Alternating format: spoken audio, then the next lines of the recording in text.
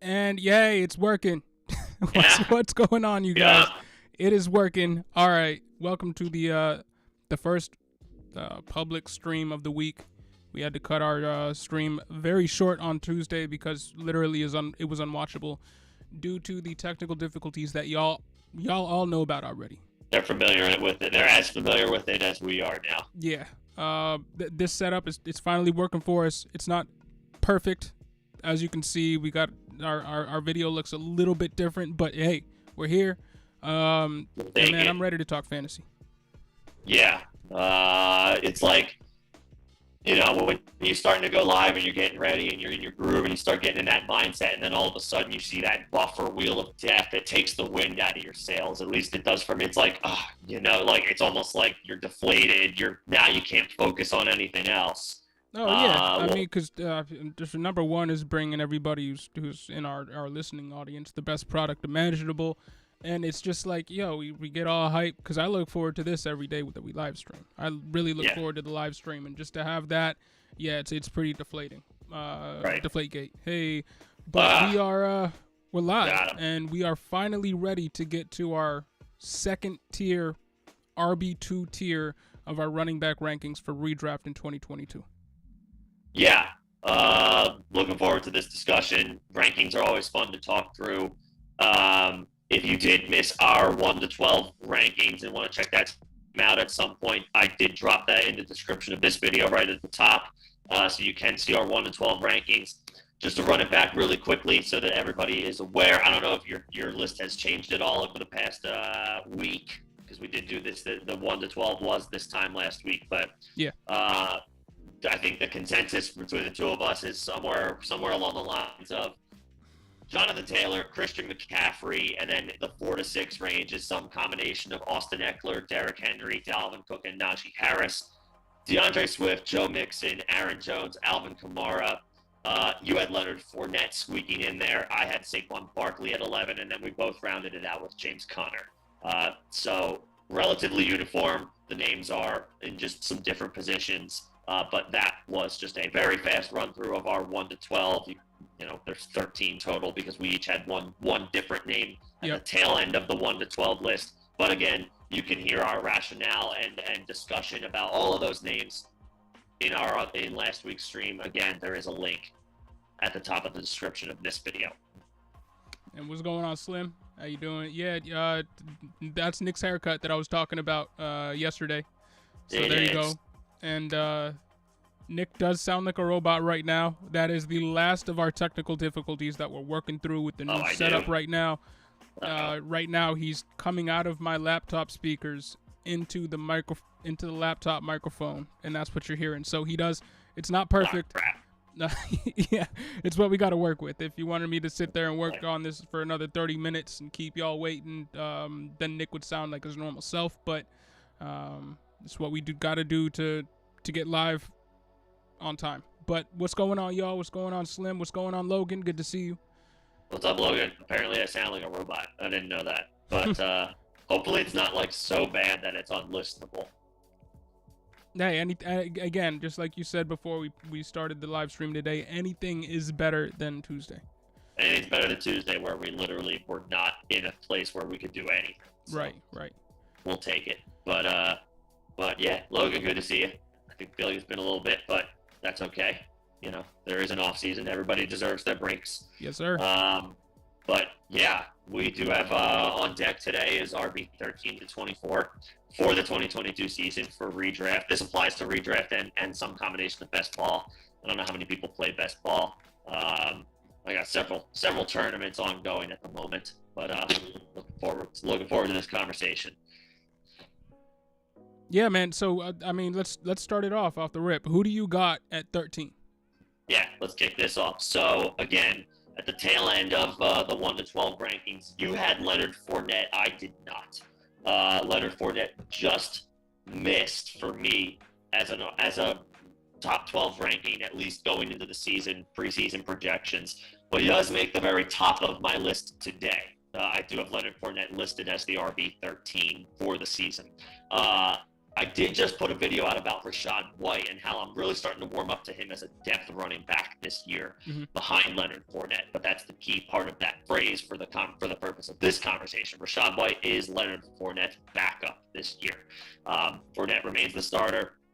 About 260 combined last year, carries plus targets. So there's actually room for Fournette's role to grow this year. Because Ronald Jones leaves behind about 114 combined carries plus targets, and probably about 110 of those were carries because Ronald Jones is a 0 in the passing game. Rachaad White will pick up some of that slack, might absorb most of that slack, but there's work in the receiving game available for Tampa this year. Godwin's going to start the season off rehabbing. Antonio Brown is gone. And Rob Gronkowski, we expect him to return. The full assumption and expectation is that Gronk will return for training camp, but it's not 100% locked in just yet. So there's pass catching work available here, and Fournette is more than capable in that department. So it's still a good offense. It's still an offense with Super Bowl aspirations since Tom Brady is back, and they need somebody behind Mike Evans to pick up the slack at least for the first month of the season. Fournette feels like a prime candidate to do that, not just running the ball, but catching it as well. I'd like all things equal with everybody coming back healthy. Your Christian McCaffreys, your Saquon Barkleys. I couldn't quite rank Fournette again as a top 12 running back, but he's right there. Basically low end, like he's on RB1A, I guess, so to speak. Low end RB1, high end RB2. That's where I have him as the 13th ranked running back for the season. Obviously, with room to grow in the offense that he is in, attached to Tom Brady and the Bucs. Yeah, man, and like you said, I have him a little bit higher than you have him. I just think his workload is going to be absolutely insane this year. I'm not talking 350 rushes and stuff, but his usage all around. I'm talking in the pass game specifically. And if you remember last year, Leonard Fournette started off a little bit slow. 9 attempts, 11 attempts, 4 attempts, and then in week 4 he finally got to 20 attempts, and then he just kept going from there. And week 2, 4 targets. In week 3, 3 targets, but then in week 4, 5 targets. In week 5, 5 targets, and then his workload grew from there. He was a big beneficiary of Antonio Brown going down last year in week 6.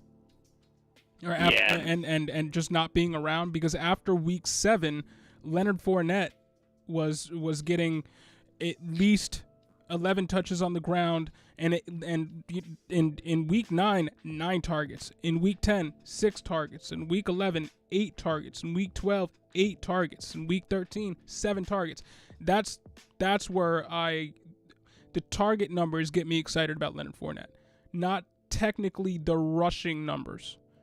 Mm-hmm. And I do expect those rushing numbers to grow a little bit this year, but the target numbers being up around 7, 8 every week, I think is going to be a weekly thing with Leonard Fournette, and that's what gets me excited about him being in my RB1 rankings.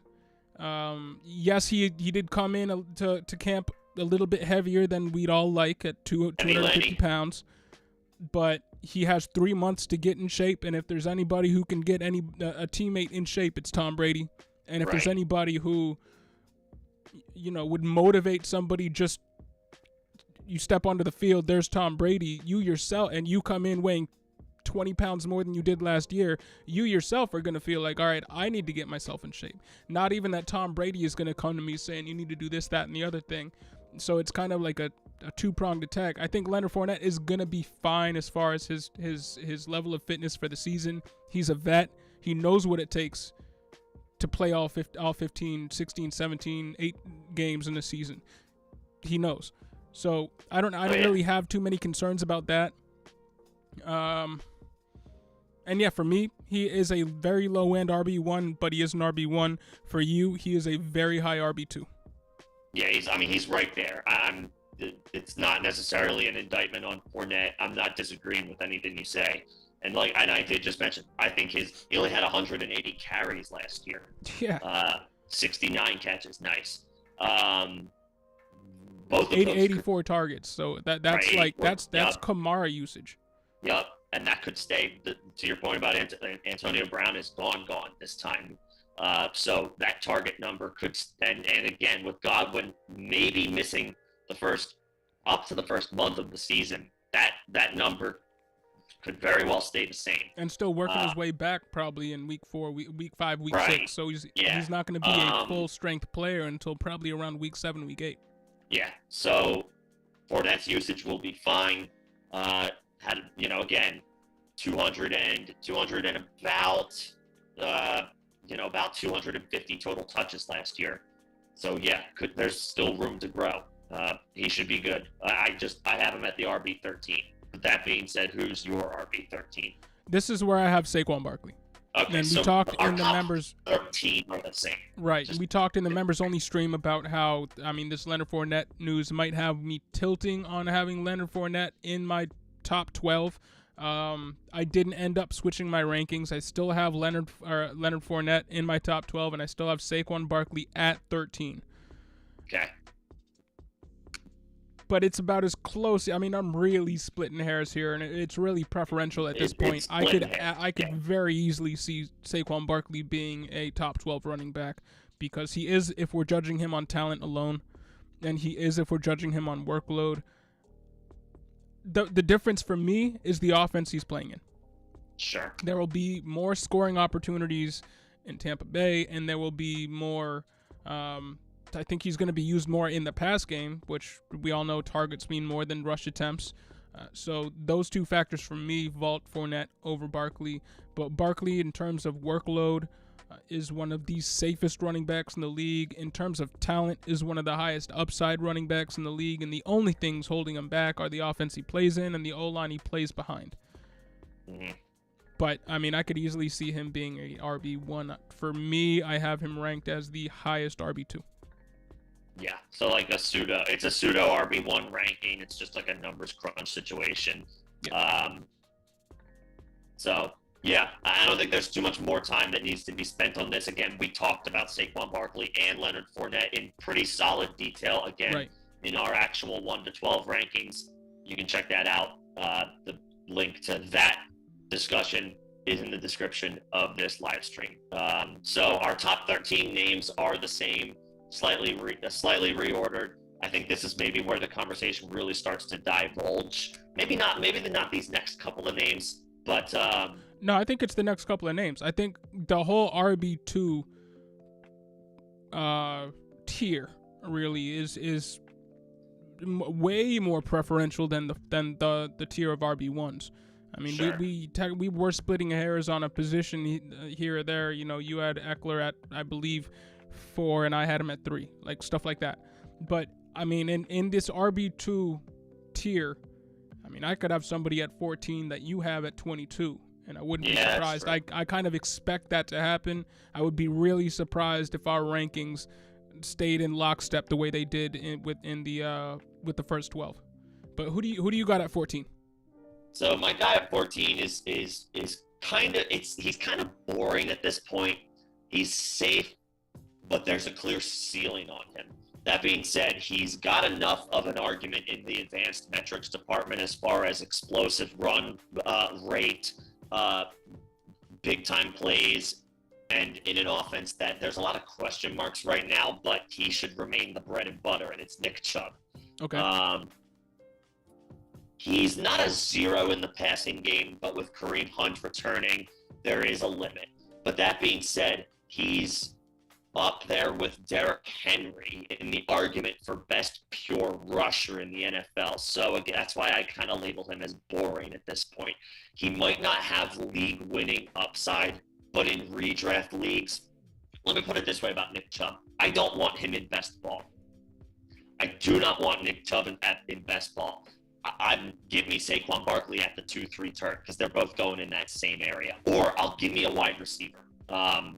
Give me AJ Brown. Give me T Higgins. Give me Mike Williams, or even Keenan Allen. Even though he's kind of like the wide receiver version of Nick Chubb when it comes to best ball. Totally different conversation. I don't want Nick Chubb in best ball. I'm fine with him in redraft though, because he's going to be steady. He's going to give you rock solid production. There's going to be boring weeks where it's like, I can't believe he scored fewer than 10 points. But he's that type of dude who will give you 20 carries for 120 yards and a score, maybe two, when the Browns are at home and in a plus matchup.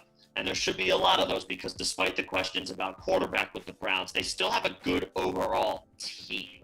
They're going to play good defense and they're going to run the ball, assuming Jacoby Brissett is their quarterback this year, which is another conversation in its own right. So not flashy, kind of boring, but the metrics speak for itself. The proof is in the pudding. You can rely on Nick Chubb for rock solid, if not ceiling busting production. So I got Nick Chubb as he's not going to wow you, but he will finish at the end. I'm being conservative here. He will finish as a top 20 running back, barring injury. Oh yeah, top 20 is pretty much guaranteed. For Guaranteed. me, I do have him a little bit lower than you. I have him at 16. Okay, not so different, but yeah. And if it weren't for the presence of Kareem Hunt and the fact that they re-upped D'Ernest Johnson, you might be rolling your eyes at this, but there were times last year where they played D'Ernest Johnson over Nick Chubb situationally. Yeah. And they went out and they drafted Jerome Ford, who, yes, Jerome Ford should be a depth back, but they drafted him. He will see some play this year. Probably not a whole ton of play at the expense of Nick Chubb, but this is a team that likes to mix in not just two running backs, sometimes three like they did last year. Now, even with that offense, he was still running back 10 in points per game and finished RB 13. So, come on now. You might be asking why I have him down at 16. Despite the fact that what's going on, Jason? Despite the fact that last year, RB 10 by points per game, the year before that, RB 7 by points per game, and the year before that, RB 10 by points per game. I have him down at 16 because, in conjunction with the competition for rushes that he has this year, yes, that whole roster top to bottom, if quarterback was taken out of the equation, is probably one of the better ones in the AFC. Still good. Yeah, it's still good. But Jacoby Brissett is not like that. That's scary to me, first off. And then second off, even if Deshaun Watson plays, yes, he's going to be in scoring position more, but Deshaun Watson does not use running backs in the pass game. Historically, no, he doesn't. He doesn't. He continues to keep the ball in his hands and his eyes downfield and trying to get the home run play. So because of that, your video just went out. My video did just go out. Why? I'm not sure. But because of that, I have Nick Chubb down a few spots from where you do. I do have two players ranked ahead of him. But I completely understand why you would have Nick Chubb at RB14. There you go.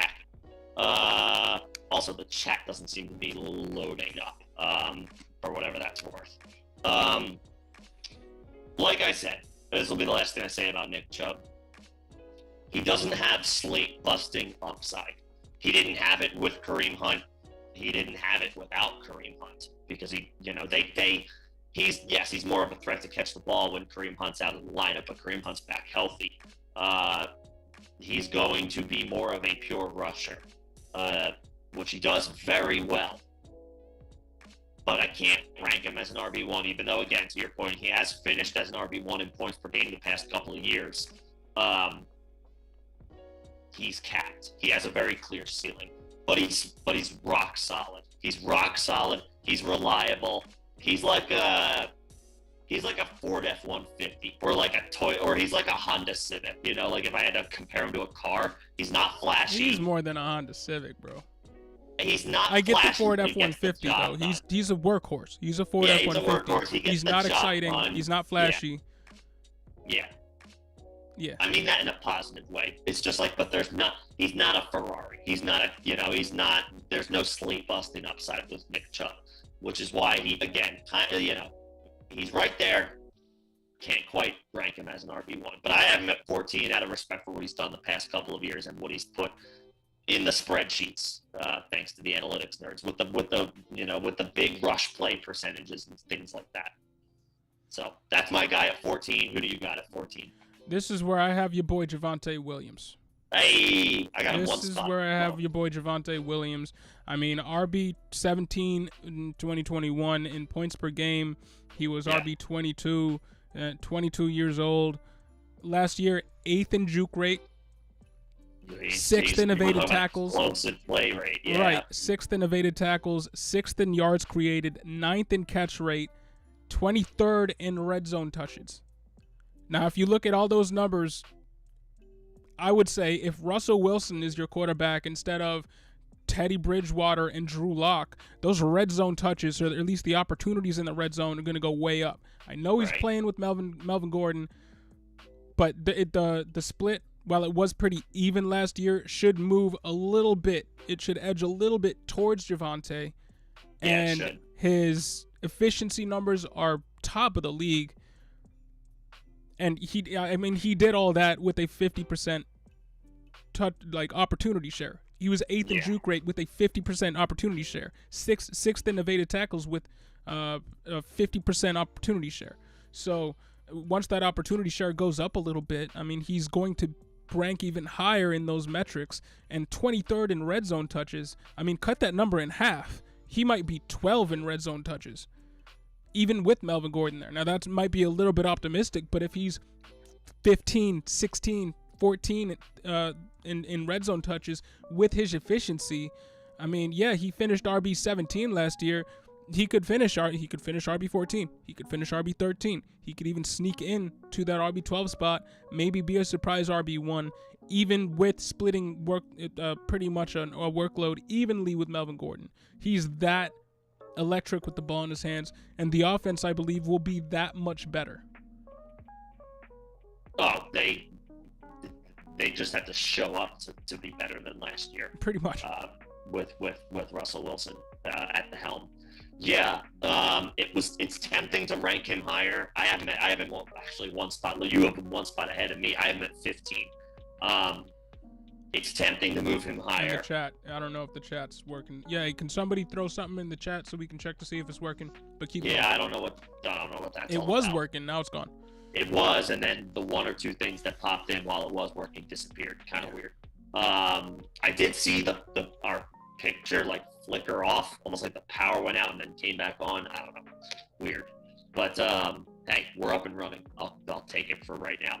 Right, and again, next week, hey, watch out. Next week is gonna we'll be back to full force next week. It'll finally be crispy. Yeah, we'll have the new computer all up and running by then. That new. Whose song was that? That was Kid Cudi. There we go. What's going on, Fortune? How you doing, man? There we go. What's going on, Fortune?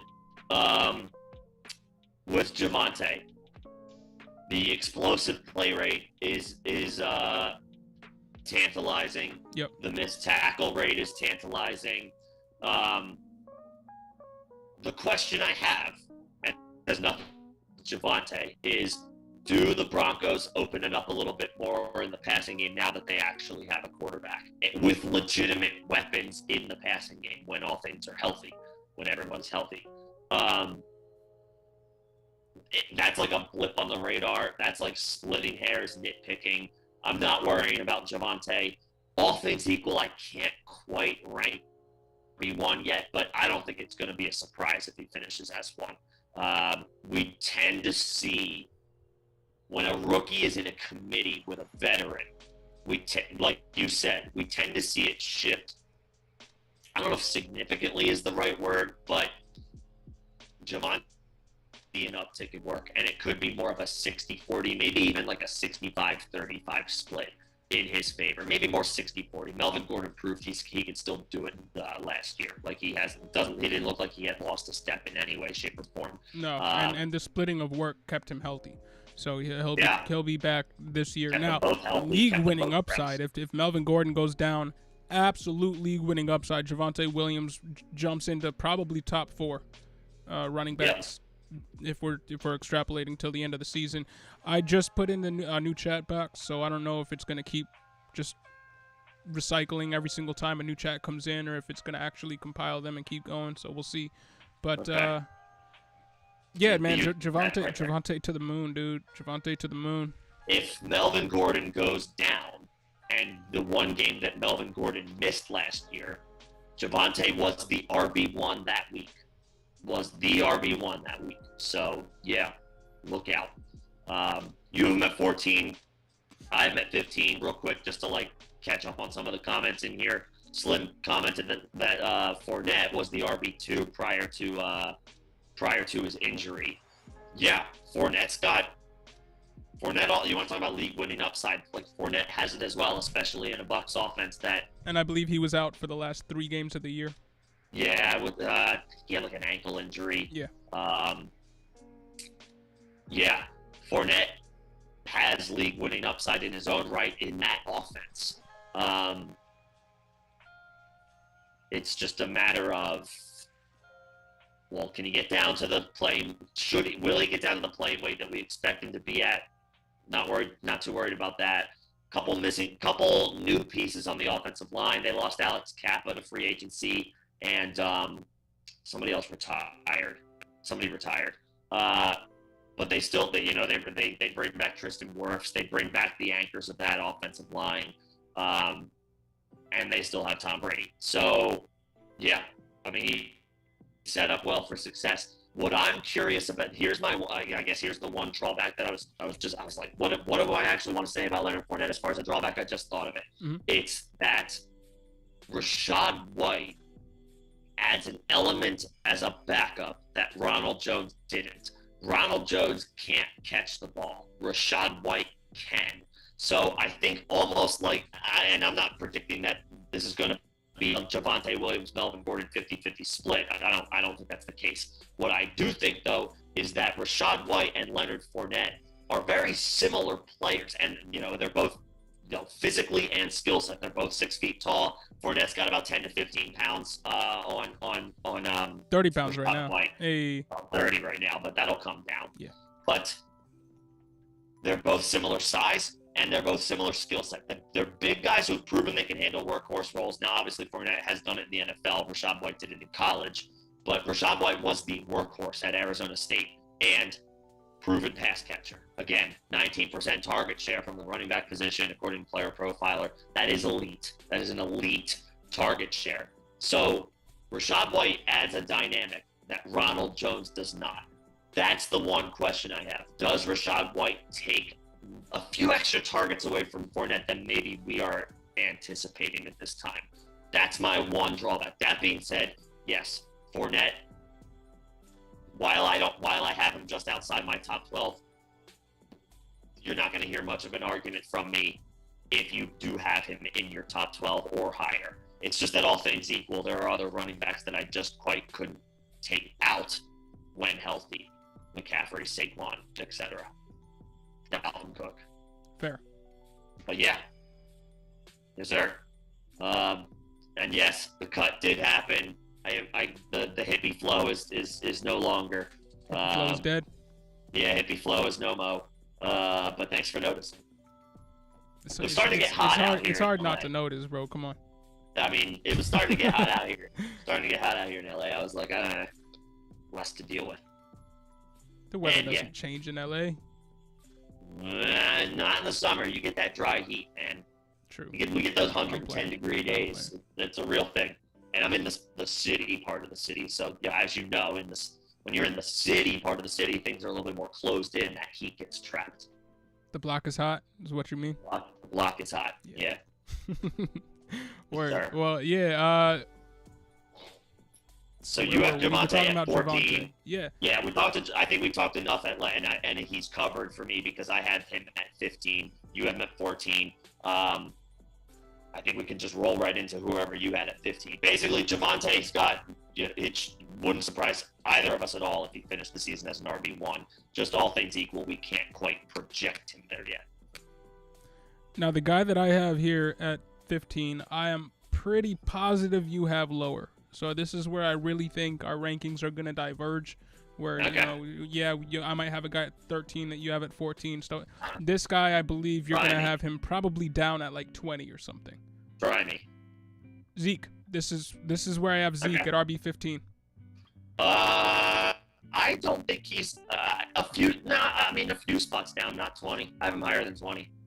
I mean, he was RB 7 last year. He was still an RB1. In a very down year for him. He was RB 15 by points per game, so that's where you really saw his value decline. But he stayed healthy all year, which is why he ended up being RB 7 instead of RB 15.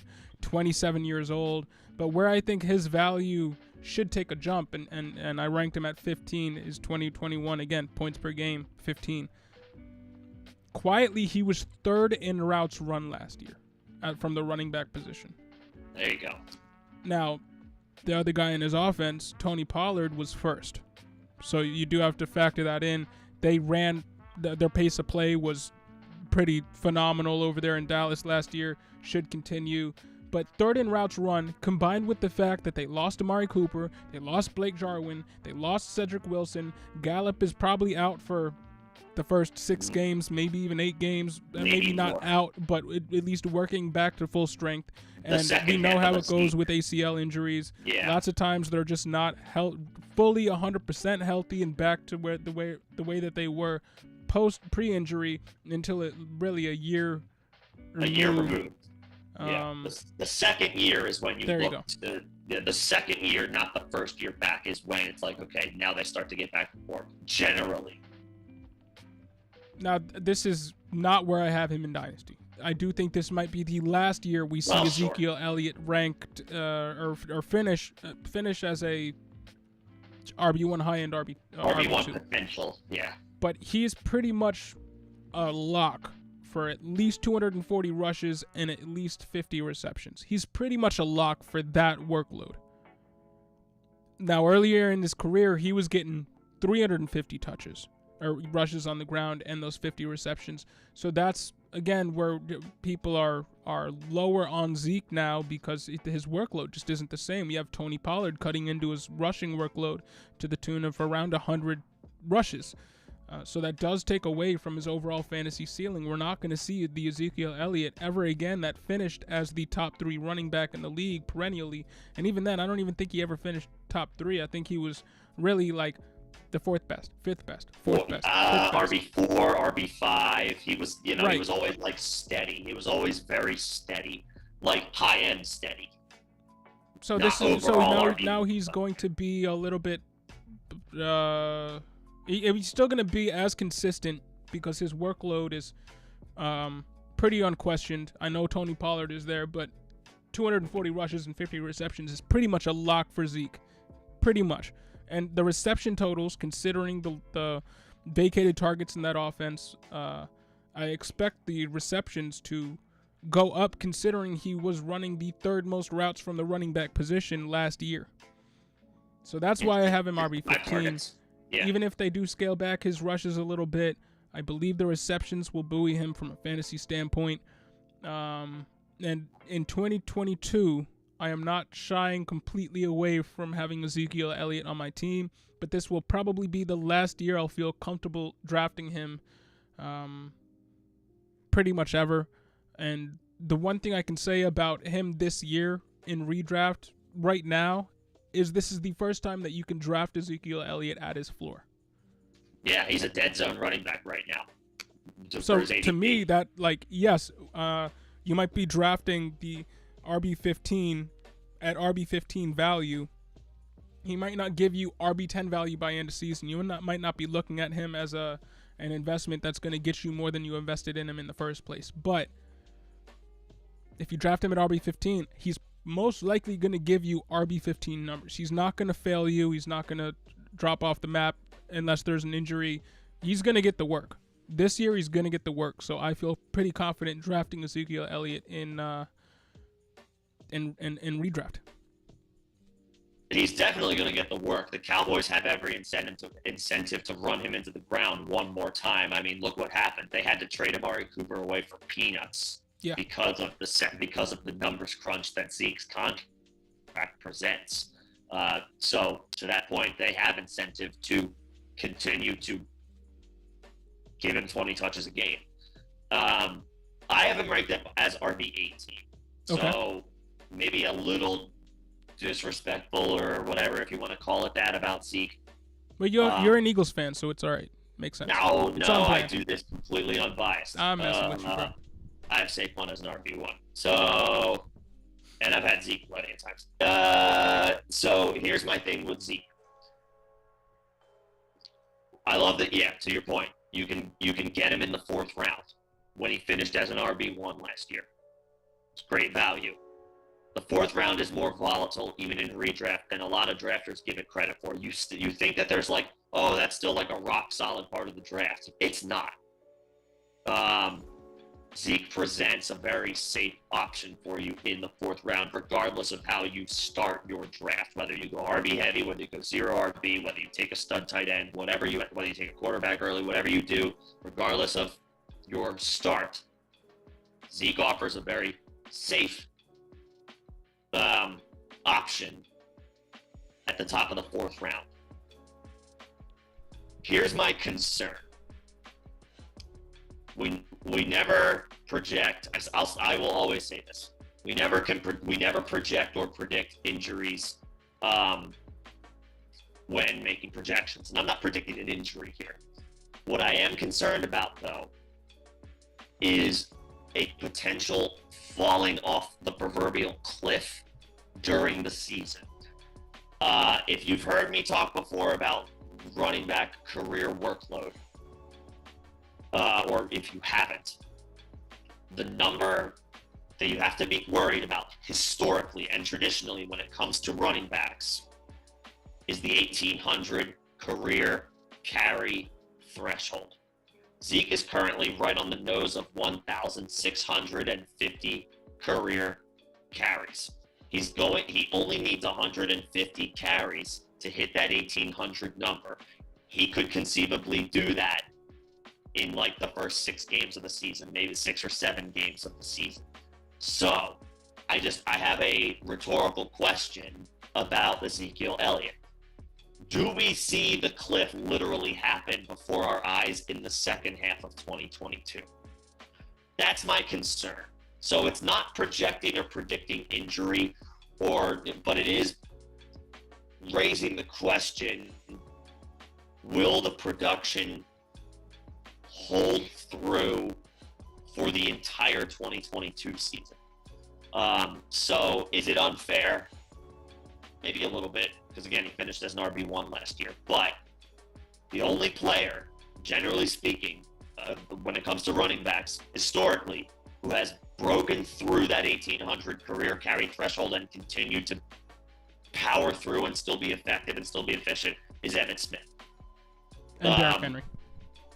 He's not there yet. I'm just saying. Yeah, I'm not there. He's not there yet. He's at like 1,400. So he'll. If he stays with Derrick healthy, Henry, it's the consecutive years of 400 touches. Yeah, and he'll do that again this year. So that's kind of where I was going with that. Yes, he hasn't quite hit the total touch threshold that you're talking about, but in terms of cumulative accumulated touches over a short span in his career, I mean, Derrick Henry's right there. But yeah, the one thing I will say to that, and again, this is unquantifiable in terms of the effect that this has on the game. Yeah. Training and the rehab processes that they go through, and the staff that they have, that these teams have, and all the equipment that they use to keep their players fresh, and the nutrition and all that. A lot has changed even just over the past 10 years. Yeah, so I do think you need to. Yes, that stat is very telling and something that you do have to watch out for.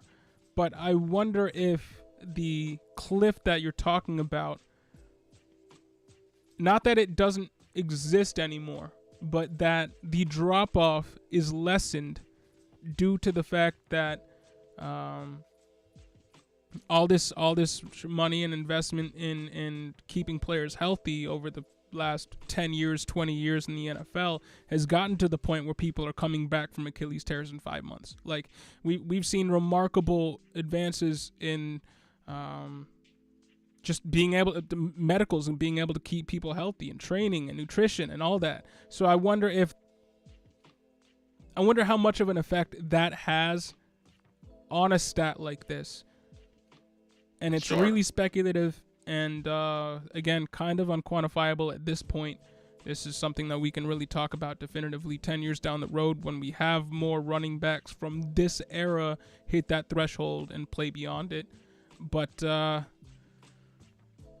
it's at least something you have to be aware of with with the total rush attempts. It's at least something you have to be aware of when you're drafting Zeke this year. So I don't fault you for being a little wary of drafting him this year for that reason, because I mean history speaks for itself there. That's my one drawback. But outside of that, you can't take anything else away from Zeke. He finished as an RB1 last year, and the workload is not going anywhere. Again, they're going to be looking to lean on probably Ezekiel Elliott, CeeDee Lamb, Dalton Schultz, and Tony Pollard in this offense. Amari Cooper's gone, Cedric Wilson's gone. This Cowboys offense is going through a bit of a transition. They're going through some changes. They're going to be relying on their holdovers, their mainstays, maybe even more than they usually do, especially as they start work to figure things out, probably at the beginning of the season. To that point, Zeke is incredibly safe. Maybe the ceiling isn't there anymore because presence of Tony Pollard, who I think should get more involved in the passing game this year, more out of a necessity than ever. And again, he was number one in routes run in the league from the running back position, so that's a boost for him. So he caps the ceiling of Zeke in that regard. But you're talking about a perennial RB1. It's just that he has reached the point in his career and his career workload, even though he's still only just 27, where you have to wonder, you can start asking that question, when are the wheels going to come off? Because it could happen, could happen as soon as this season. So I got him at RB18.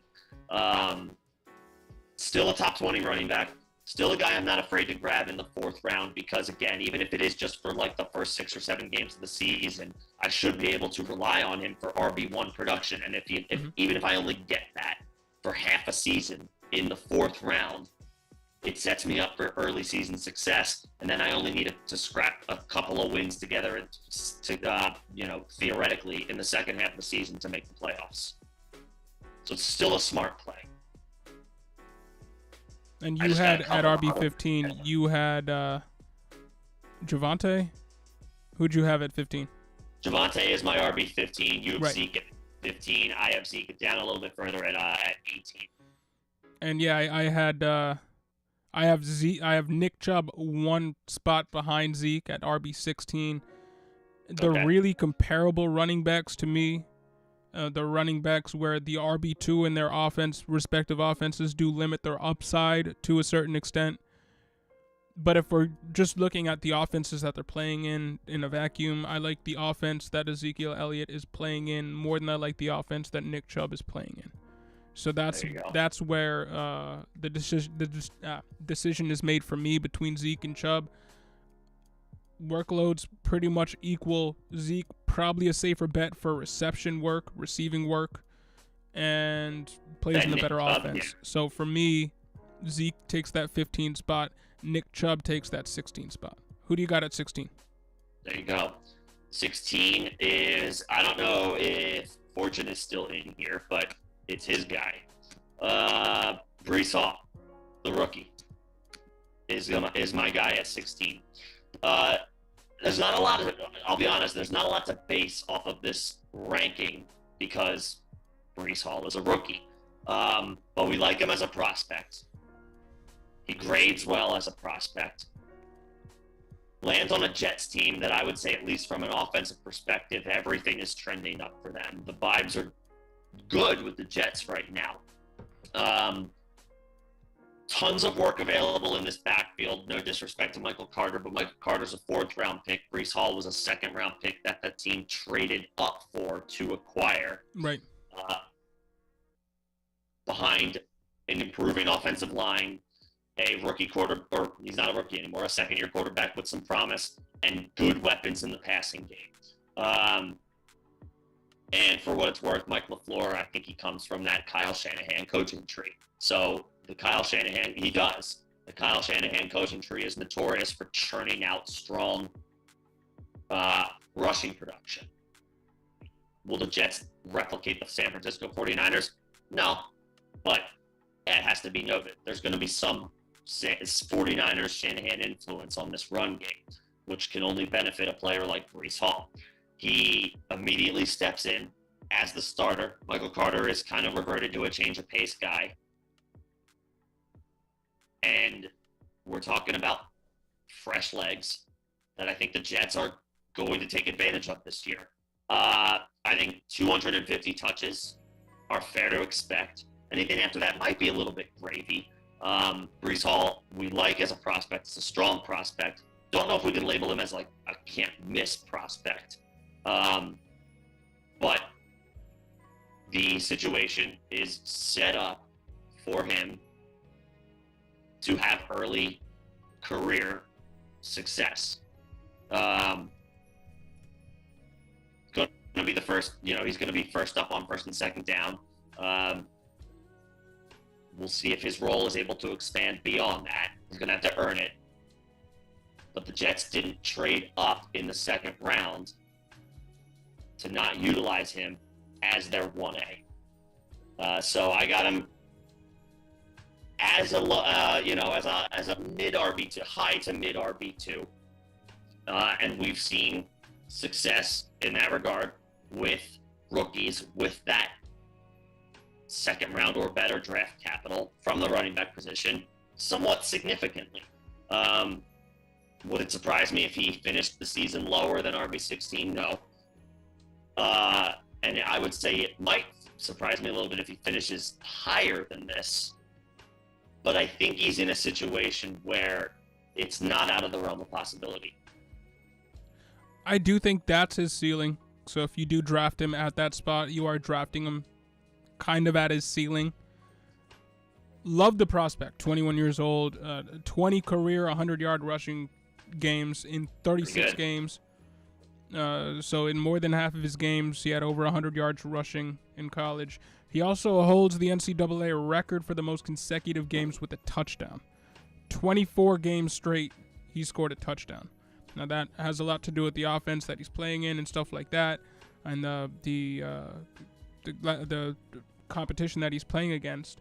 But he scored a touchdown in every single game during his sophomore and junior seasons. That's kind of insane. Not even kind of insane. That is insane. Yeah. The guy's a beast. You don't hear that stat every day. Now, you mentioned you expect him to get right around 250 rushes.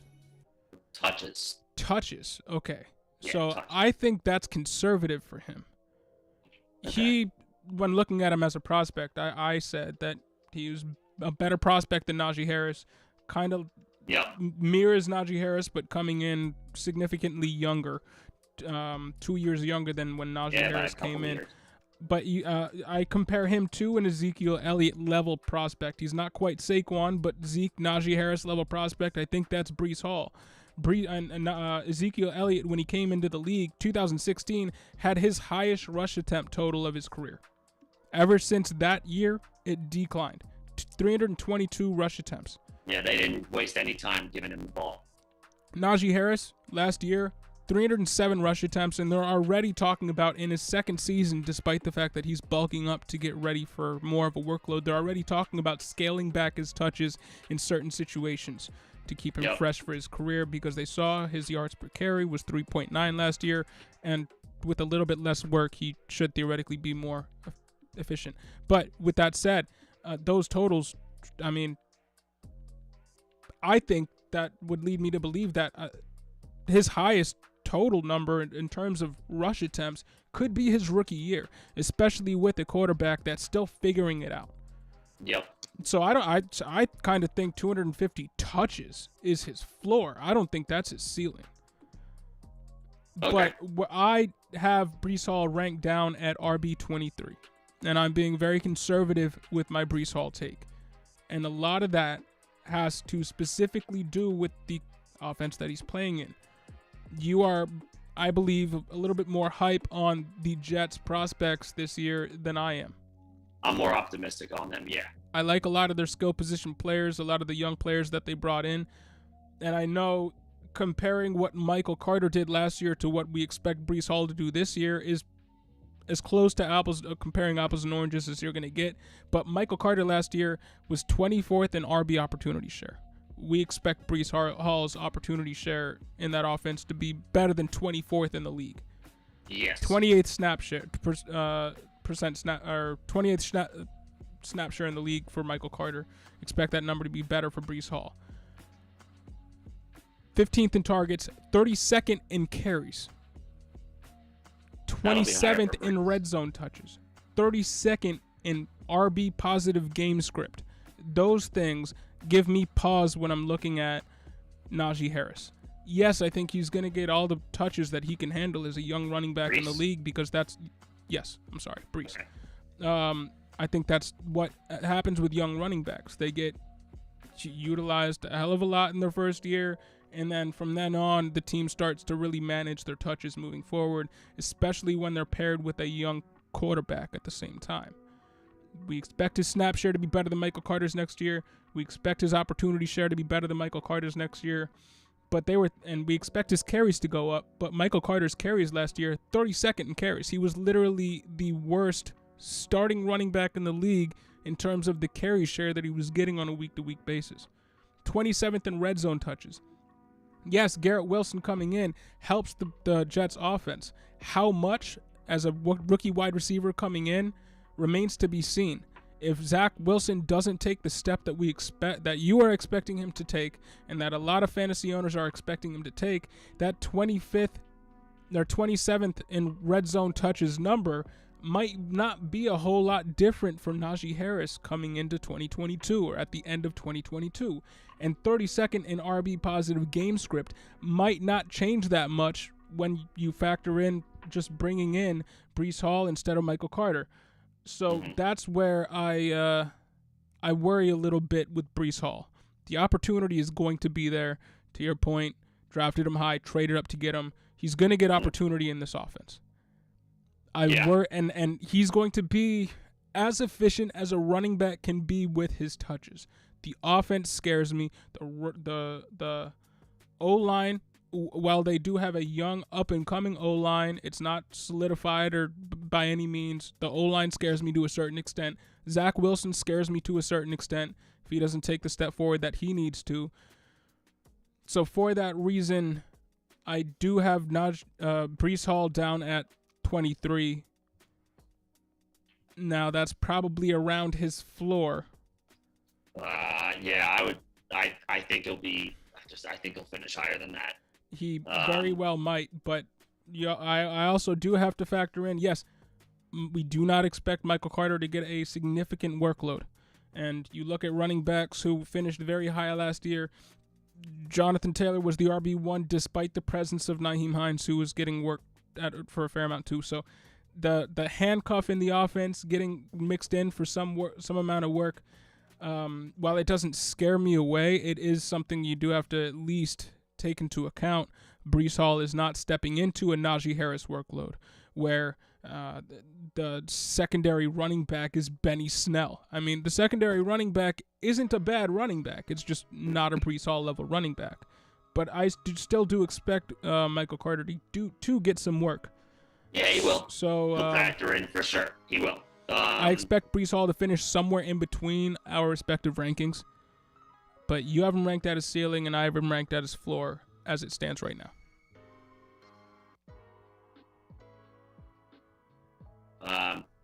Yeah, I guess I'm a believer in the fresh legs. The team committing to a rookie We've seen rookie running backs have success right away.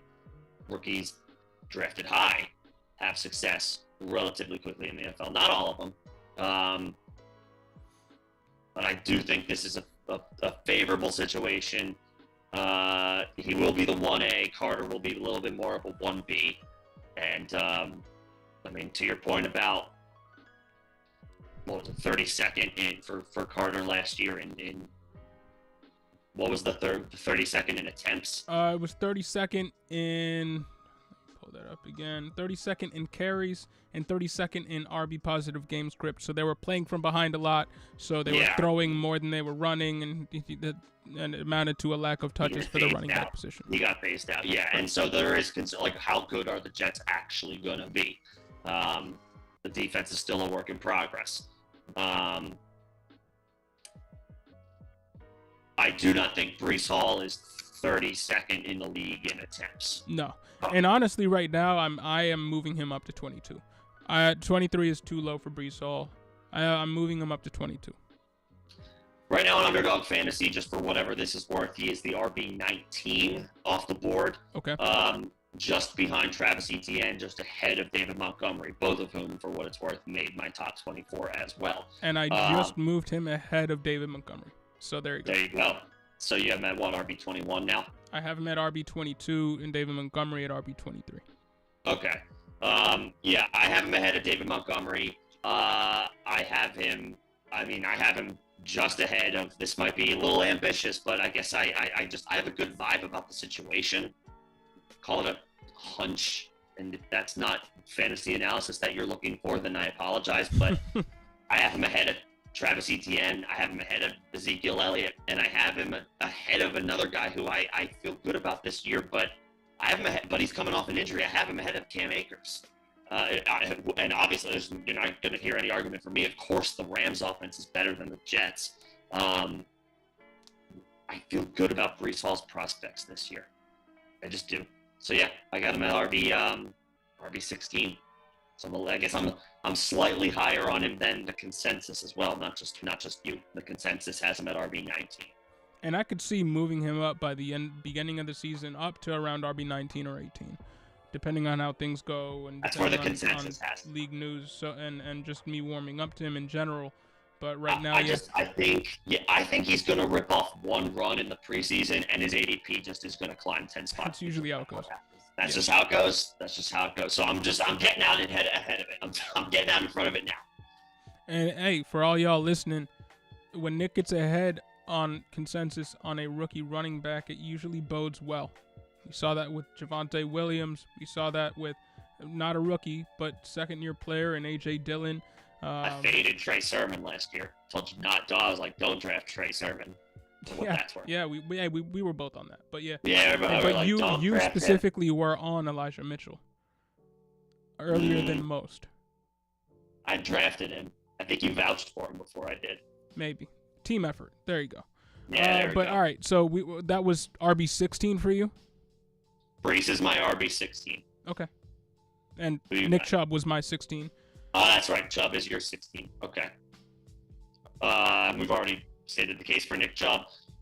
We will timestamp this video. Obviously, we're a little all over the place because our rankings are different. So I'll timestamp it as best I can with, like, here's where we talk about how Zeke is higher for John than he is for me. Like, we'll timestamp this as best we can if you care to go back to it, or if anybody's coming in late. Was hoping to get a breakdown of the guys that we have already covered. We are at RB17 though, out of 24. Do you want me to go first, or who you got? I mean, who do you got first? Who's at 17? I got Cam Akers here at 17. Okay. I have him at 19. Okay. So we're pretty close. So far off. I have Akers at 17. I just mentioned, because we were talking about Breece, that obviously the Rams offense better than the Jets. Yep. There's a bit of a obviously built-in concern with this ranking because the Achilles injury is not so long ago, but he will be a full year removed from it when the season begins, and we already saw him return to the field in a remarkably fast timeline relative to most that suffer an Achilles injury, which is in most accounts worse than an ACL. He returned in 5 months. He was incredibly inefficient, but like flush that down the toilet, throw it in the trash. The fact that he was on the field in and of itself was like a mini miracle. Yeah. Not just a mini miracle, yo. That's an anomaly. That's a medical miracle. anomaly. That's a miracle. Nobody was expecting that. We would have been happy if he came back in 2 years. Yeah. That's what it took for Donta Foreman. That's what it took for Marlon Mack. Like 5 months. What? Right. Continue. 5 months.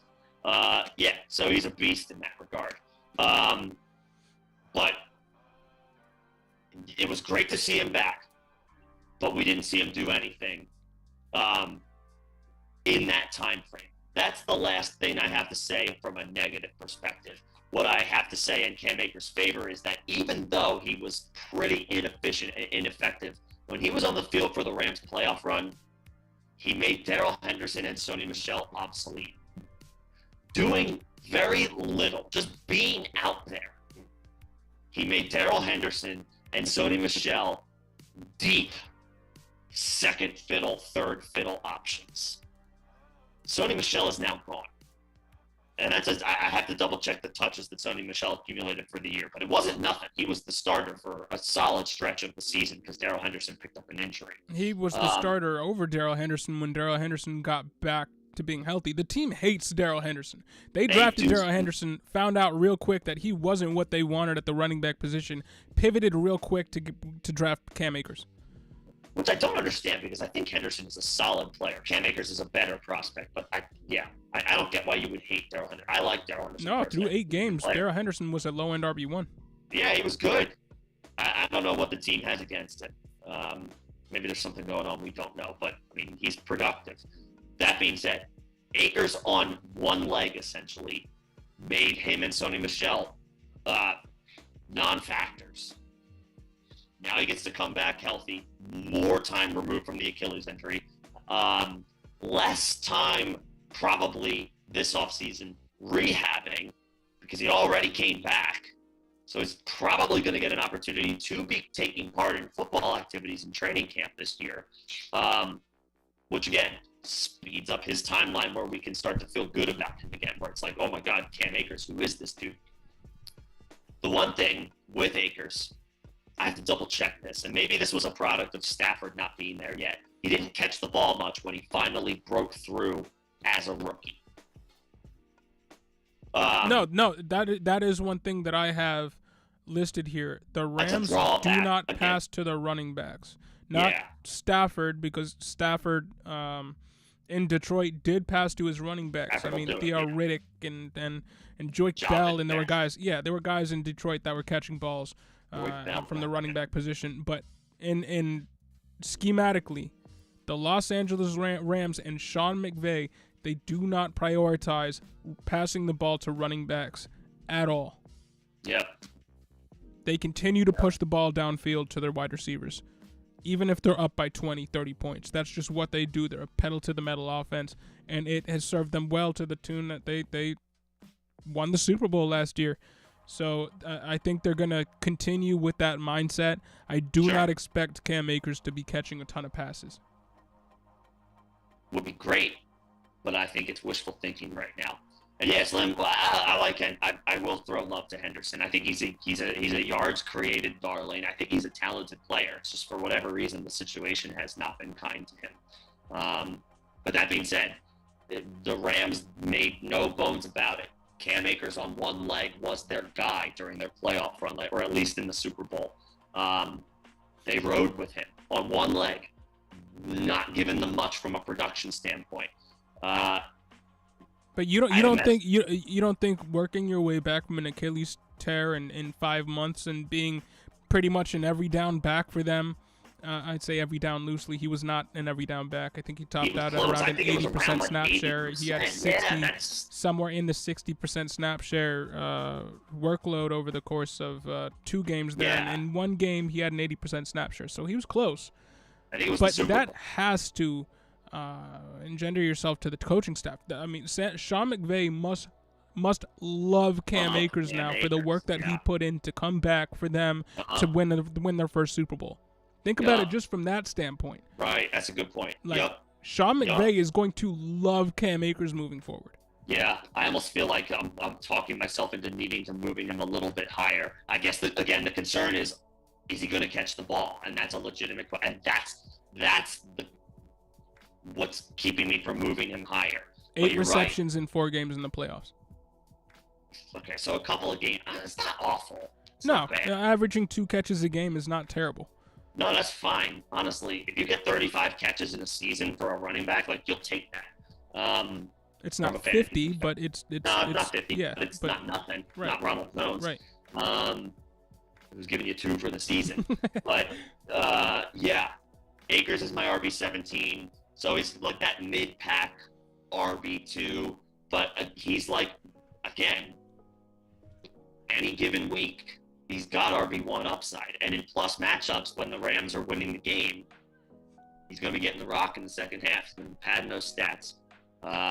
Cam Akers, RB17, doesn't quite catch the ball at an elite rate, which caps his upside. But if he's able to continue to stay healthy and get back to form a little bit from the Achilles injury, that also holds him back. Again, we're expecting more production than we saw in the playoff run, but we still have to respect the severity of the injury that he suffered and remember that even when the season starts, he's not going to be more than about a year fully removed from it. So RB17. But the room to grow moving forward for Cam Akers is absolutely there. Now, Kyron Williams broke his foot last week. So the running back that they brought in to be their pass-catching running back, who was highly touted before really the offseason started, before the Senior Bowl and the Combine, Kyron Williams was our RB3 and a lot of people's RB3 in this draft class. He fell a little bit due to subpar athleticism shown in the Combine, but he was drafted to a great landing spot in the Rams, and he was projected to be their pass-catching running back moving forward. Did break his foot, so he's out. Should return by around training camp preseason. Yeah, but still, that a rookie coming in, that impacts his ability to hit the ground running. So we could see Cam Akers get a little bit more run than even he would have prior to an injury like that to Kyron Williams in the first few games. So yeah, I mean, I like Cam Akers a lot. I have him ranked RB19. I do have like 16.75 average carries in the playoffs, 5 months removed from an Achilles tear. Yes, he only averaged 2.57 yards per carry through that span, but you can almost throw that, to your point, you can throw that number out. You can throw that in the trash. I like Cam Akers a lot. I just don't. There are 2 guys here that I have ahead of him, just based off of the fact that we've seen them do it at a high level for more than one season. Okay. At RB17, I have Josh Jacobs. That's fair. I have him lower, and I wanted to put him higher. I couldn't find the space. RB12 last year in 2021. RB13 by points per game, so he finished pretty close in both of those numbers there. He's only 24 years old, so he's the same age as Najee Harris. Kind of crazy to think about, just because he came into the league, I think, when he was 20.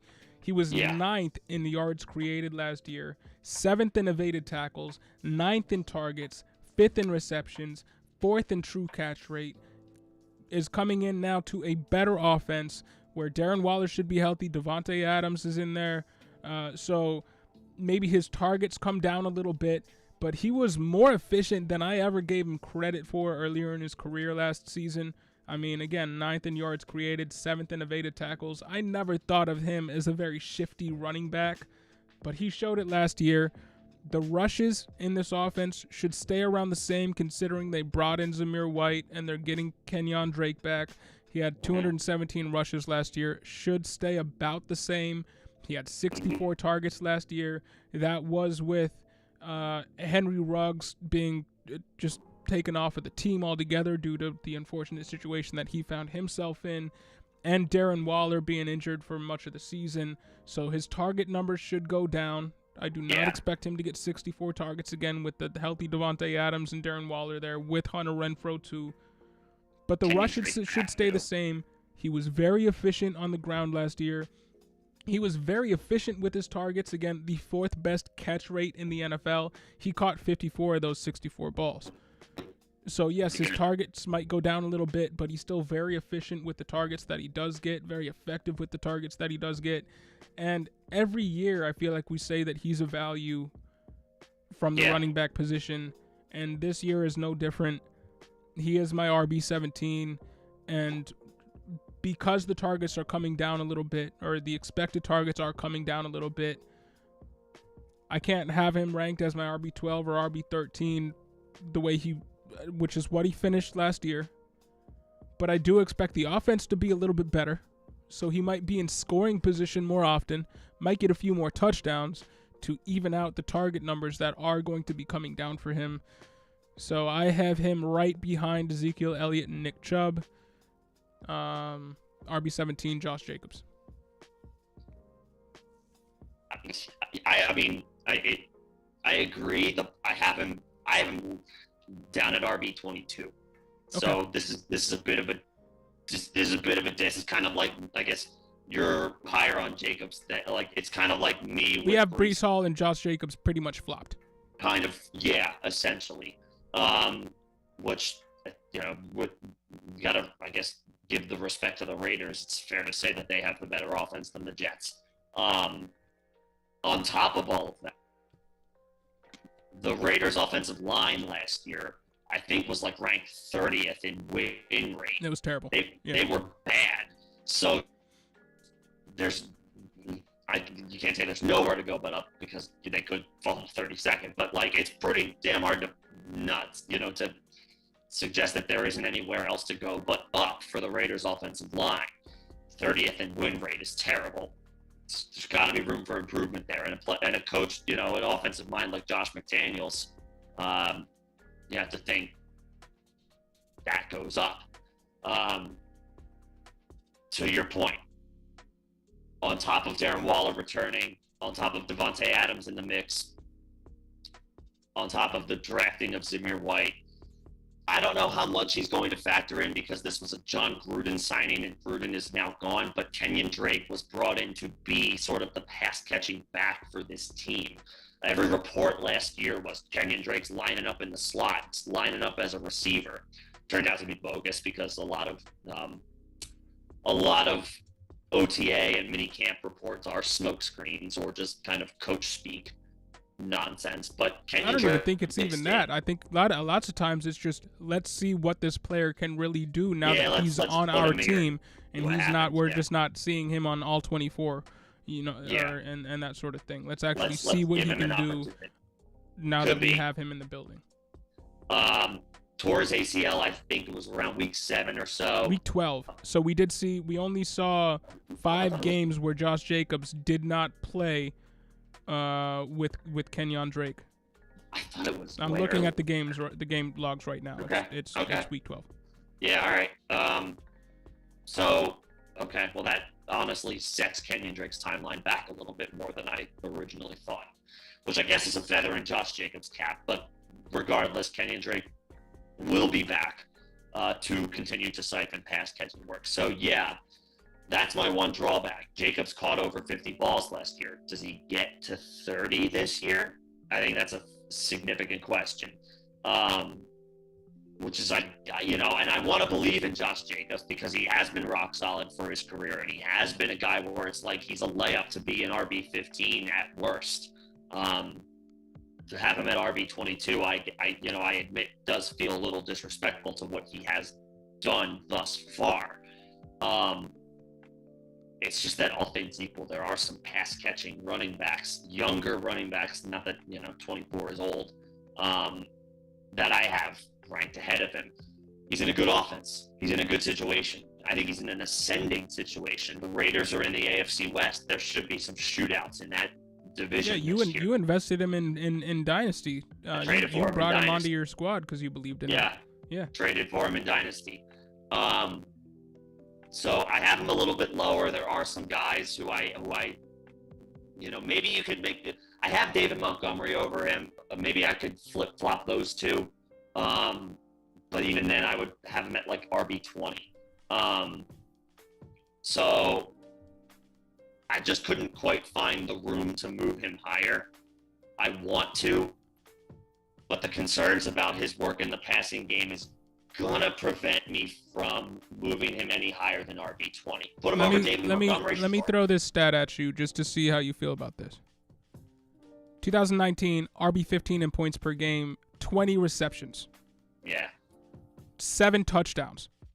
Right? He did that on 242 rushes with only 20 receptions and scoring 7 touchdowns. He was still RB15. 2020 33 receptions. Mm-hmm. RB12 in points per game. So he has still found a way to produce every single year, despite a bad O-line the past 2 seasons, and finish as a very high-end RB2. RB15, RB12, RB13 in 3 consecutive seasons. Yes, last year he had 54 receptions, and we just cannot expect that from him moving forward. But he has done it with 20 receptions. He's done it with 33 receptions. And we expect this offense to improve, so he has a good chance to score more touchdowns than he did last year because the O-line should get better and the offense is better. So I think, honestly, I'm gonna push you to move him ahead of David Montgomery because I think I can do that. I think he deserves that. I really do. I could put him at RB20. There is one dude who is a little unproven who I am for now gonna leave one spot ahead, just because I feel like there's just less competition for him. Right. But Jacobs, I can move ahead of David Montgomery and make him the RB20 with absolute room to grow. That's like his absolute floor. So I might be selling Jacobs a little short. Hey, Durko, what's going on? Durko, hey, appreciate it. Yeah. The longer hair had to go. I officially made the call. But yeah, appreciate it. Thanks for noticing. It was a wig the whole time. Stop lying. It was a dead animal. And Slim, I mean, as far as Jacobs I hope Jacobs gets more involved in the passing game. I think he deserves it.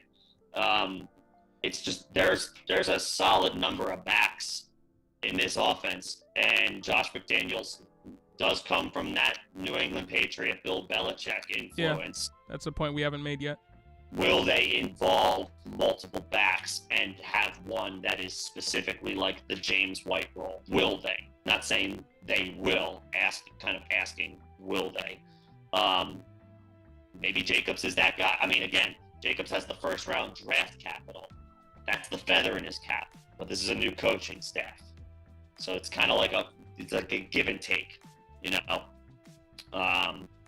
But he's a good player. He's proven he's a talented player. He's an efficient player, and he can carry the load. So I'll give him the bet. I had him at 22. I can admit that that's a little too low for him. I'll put him at RB20. Move him up a couple of spots. I think that's fair. And he has done better than that every season. Yep. Thus far. So there's room to grow. All things equal, everybody healthy, I find it a little difficult to move him higher, but we'll probably just finish as RB15 or better once again. We do have to make this point when talking about RB and points per game last year. Travis Etienne wasn't playing.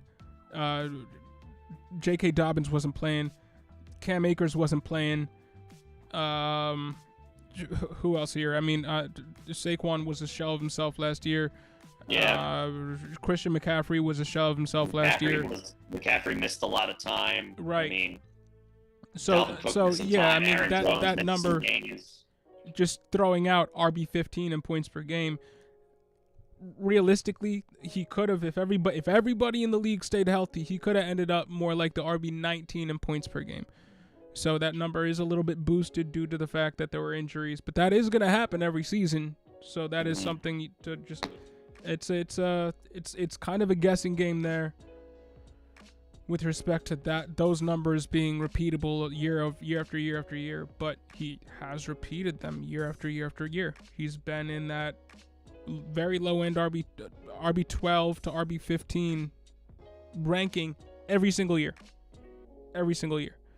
despite not being a target monster early in his career. So yeah, I like Josh Jacobs a lot, and I do think he is a little bit underrated by the fantasy community. Yeah, he perennially is. I feel like I'm underrating him right now. It's just that there's some other names ahead of him. All things equal, I can't move him. I'm having a hard time finding a place to move him higher. But RB20 is where I got him. You have him at RB17? Yep. Okay. So we covered that. You have Jacobs at 17. I have Akers at 17. You have... Did we cover who you had at 18 already? No, I have Antonio Gibson at 18. Oh, okay. This is where I had Zeke. Okay. I have Gibson at 21. Okay. So a few spots lower. Well, since we already talked about Zeke, you want me to go in on Antonio Gibson here? Yeah, go. Yeah, give your takes on Gibson. I wish he's another guy. He's a Josh Jacobs type. I feel like I wish I could move him higher. I just feel like I can't. Yeah, I mean, he finished RB10 last year. So he finished higher than Josh Jacobs last year by 2 spots. He was RB17 by points per game, and he is the same age as Josh Jacobs, despite only having played 2 seasons thus far. But he was injured last year, played a lot of the season hurt, played through the injuries, worked his way back to full strength towards closer to the end of the season, and despite playing injured for much of the season, RB10 on the season. So that's impressive for Antonio Gibson. 23rd in snap share, which speaks to different running backs being involved in that offense, even last season in J.D. McKissick and Jarrett Patterson. But he was still 4th in carries, 4th in red zone touches, 6th in rushing yards, 8th in touchdowns in a bad offense. 8th in touchdowns in a bad offense, 5th in evaded tackles, 8th in breakaway runs, 4th in stuffed runs. And again, that has to do with the bad offense. That when he had the ball, they knew he was getting the ball, and he was getting stuffed behind the line of scrimmage. And it was easy to do that because you could just, with Taylor Heineke at quarterback, pin your ears back and just tackle the running back. It's going to be a little bit harder for opposing offenses and opposing offensive players, or defenses and opposing defensive players, to do that with Carson Wentz, even though nobody is a huge fan of Carson Wentz. He is markedly better, and we've said it multiple times, than Taylor Heineke and just the quarterbacks that Antonio Gibson has worked with over the past few seasons. We've spoken about the quarterbacks for the Washington Commanders with respect to Terry McLaurin, but it matters with respect to Antonio Gibson too. He's going to get a ton of work. The offense should be better. Should be less chances for stuffed runs. If he's healthy, he should get more than the 23rd best snap share in the league. And again, with that, 30th best snap share in the league, 4th in carries, 4th in red zone touches, 6th in rushing yards, 8th in touchdowns, 5th in evaded tackles, which was better than Javonte Williams. Not quite at the rate that Javonte Williams was doing it, but still a better number than Javonte Williams. I do think Antonio Gibson is being a little bit undervalued by the fantasy community just because they drafted Brian Robinson and they re-signed J.D. McKissick does not mean that Antonio Gibson is not going to get in the work that he's gotten over the last few seasons. He's going to basically get the same amount of work in a better offense and hopefully not be injured. So... yeah, battled through the shin injury last year. Yeah. Played through it for multiple games. I'm not so worried about J.D. McKissick and Brian Robinson. I'm really not. Brian Robinson, I don't understand if and why this is, right now Antonio Gibson's ADP is falling to like the 6th round. That's crazy, dude. That is crazy. Yeah, it's a little outrageous. You want to talk about a buy low in Dynasty? Yeah, no, you got him. What's up? Yeah, well, not me, not me.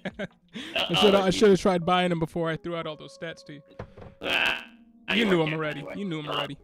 Yeah, it's weird. I've been so in on Gibson, and I had him ranked as an RB1 last year. I think I had him around the RB10 last year. Finishes as an RB1 last year. I think you had him RB8 last year. And again, finished as RB10, so you're not far off. And a lot of that was due to injury, so I can't really fault you for having an RB8. Now I have him ranked like 10 spots lower. What the hell's wrong with me? There's a lot of good running backs. There are a lot of good running backs. That being said, Brian Robinson should not be the reason that Antonio Gibson is falling as far as he is in draft circles and in the community. No. J.D. McKissick coming back was a huge buzzkill because he is the third down vulture, which doesn't make a ton of sense because Gibson is a converted wide receiver. He can catch the ball. He literally was a wide receiver in college. Maybe it's just because there's like a sour taste in my mouth because Washington is a bunch of boneheads. But yeah, Carson Wentz presents the best quarterback that Washington has had for like 6 years, since Kirk Cousins in 2017. Carson Wentz is the best quarterback they've had since then. Hands down. It's not saying much, but it's true. That's stock up for all of the Washington skill position guys, including Gibson. He feels almost sort of like a David Johnson type of clone. I don't know if he ever finishes as a top 3 or the overall RB1. I'm not ready to go there, but the skill set is there. It's just a matter of like actually committing to him. And maybe that's more so speaking to the lack of pass catching work that he's received thus far. Should be a better offense. They should be trending up. The defense should be a little bit better this year with Chase Young returning, so that helps as far as like a neutral game script perspective. It's just, will his usage be frustrating again from the perspective of he's taken off the field on third down? But even in that scenario last year, he finished as an RB1. It didn't feel like it. He was kind of up and down. It was almost like a Josh Jacobs-like season where he had his weeks where he scored 20 points a game for you, but then he had his other weeks where he scored like 6 or 7. Like it was peaks and valleys for Antonio Gibson last year. And I guess that's the drawback that I have with him. Maybe that's why I have him down at RB21. But I guess that's like my one concern. And maybe I'm being a little conservative about this because I'm do you ever do this where it's almost like the opposite of pumping a guy up who you have stock in and investment in? You're almost like so worried about him that you lower him lower than you should. Honestly, that's how I've been with Cam Akers. Maybe that's what I'm doing here. That's how I've been with Cam Akers. Yeah, maybe that's what I'm doing with Gibson.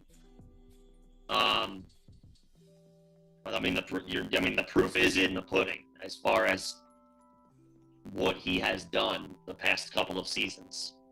And I like your comp to David Johnson. Now, do I ever think he's going to get the 120 targets on top of the 293 rushes that David Johnson got in 2016? No. Yeah. But David Johnson in 2018 got 258 rushes and 76 targets. That might even be a little bit optimistic for Antonio Gibson. But, yeah, I mean, that might be the ceiling that we're talking about for him. And I would be very happy drafting a running back that got that type of usage. And for what it's worth, David Johnson finished RB9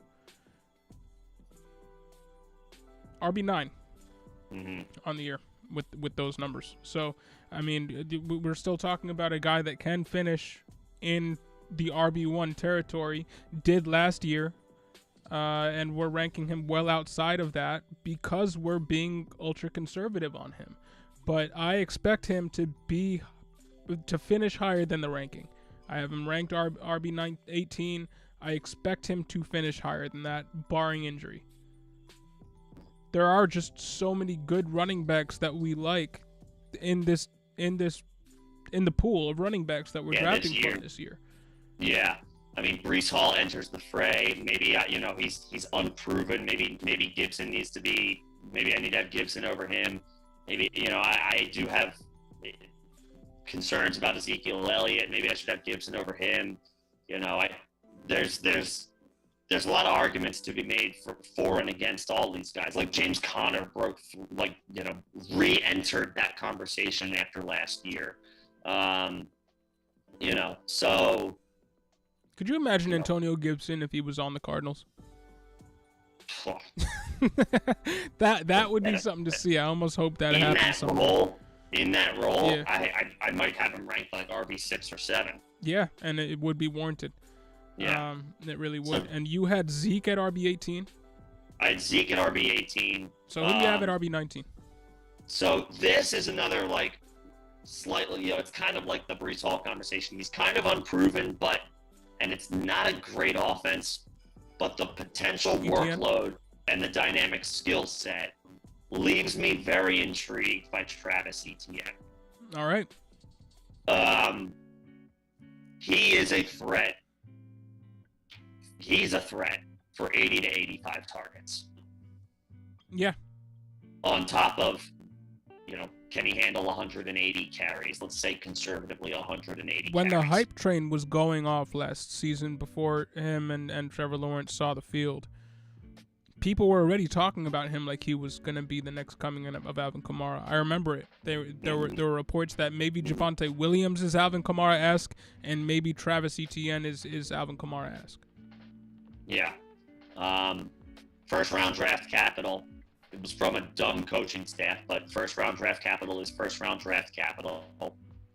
James Robinson tore his Achilles incredibly late in the season. It's going to be hard to rely on him at the very least for the beginning of the season. There's just not that much else in this backfield in the way of competition. The offense in general, bro. Yeah, I mean, the receiving core is interesting. Marvin Jones, Christian Kirk, Evan Ingram's going to probably play pseudo wide receiver for them. And drop a ton of passes. So Yeah, probably. Zay Jones, LaVisca Chenault, whatever. Competition's wide open here. And, of course, Trevor Lawrence himself, billed as a can't-miss prospect, but is kind of a work in progress now and remains a question mark. He did not have a good rookie season last year. Again, Jacksonville's season went up in smoke the second they hired Urban Meyer. So maybe a little bit more stability this year helps him in that regard. But there's a built-in connection between him and Travis Etienne from college. Etienne is a proven pass catcher. Imagine he is utilized heavily in that regard as almost a way to protect the fact that he's not built like a traditional bell cow running back. But for at the very least the first 4 to 6 weeks of the season, he's going to need to be that for them. So I think it's much more likely it comes in the form of him being a receiver out of the backfield at a high rate, where he's getting 5 targets a game, 6 targets a game. Then, we've seen it before. You could have minimal work on the ground if you are doing it through the air and catching 4 balls a game at the running back position. You're going to be productive. You are going to be a weekly, a guy who week in, week out is in your lineup. I think Etienne presents that skill set, especially for as long as James Robinson needs to return to the field. And, that 4 to 6 weeks could be conservative there as far as what his timeline looks like coming back. And if it is anything if it's anywhere close, if it's halfway what Cam Akers' return was, We just got done talking about it. Cam Akers was not effective in the first, coming back in a remarkable timeline. But can we, even when James Robinson returns, it's going to be, he's rehabbing from an Achilles injury. How much can we expect even in his first few games? Now, at that point, we might be talking about week 8, week 9, week 10. And at that point, ETN may have established himself. So, again, maybe it's unfair to the likes of Josh Jacobs. Maybe it's unfair to the likes of Antonio Gibson that I have him here. But the pass-catching upside that ETN brings to the table and the lack of competition he's facing in that backfield, I got him at RB19. Yeah, I mean, you've spoken to a lot of the points that I was going to make about him. I have him at RB20, so we are relatively close on where we value Travis Etienne coming into the season. No James Robinson, who just started running on the field. Like, that was a report this past week that he had just started he had gotten the go to be able to run on the field. Doesn't bode well for his chances of being a heavily utilized running back come week 1. If he's just starting to run, he hasn't even begun cutting yet, right? No really great wide receivers on this squad. I compared him to DeAndre Swift about a week ago. I said Travis Etienne could be DeAndre Swift-like, and I think that's what I'm projecting for Travis Etienne in 2022. I think his 2022 season will look like DeAndre Swift's year 1 in 2020.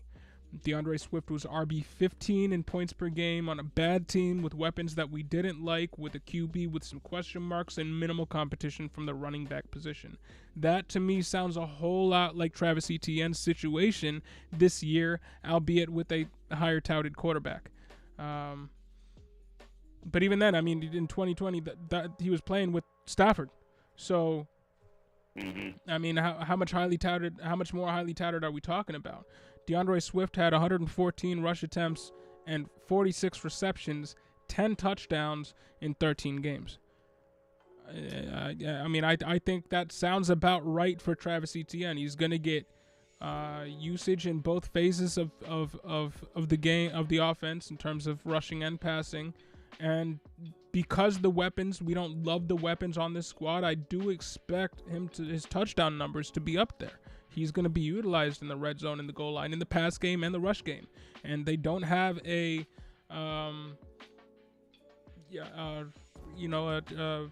hammerhead guy that they could just throw in to be their goal line running back. It's probably going to be Travis Etienne running routes, if not just running up the middle.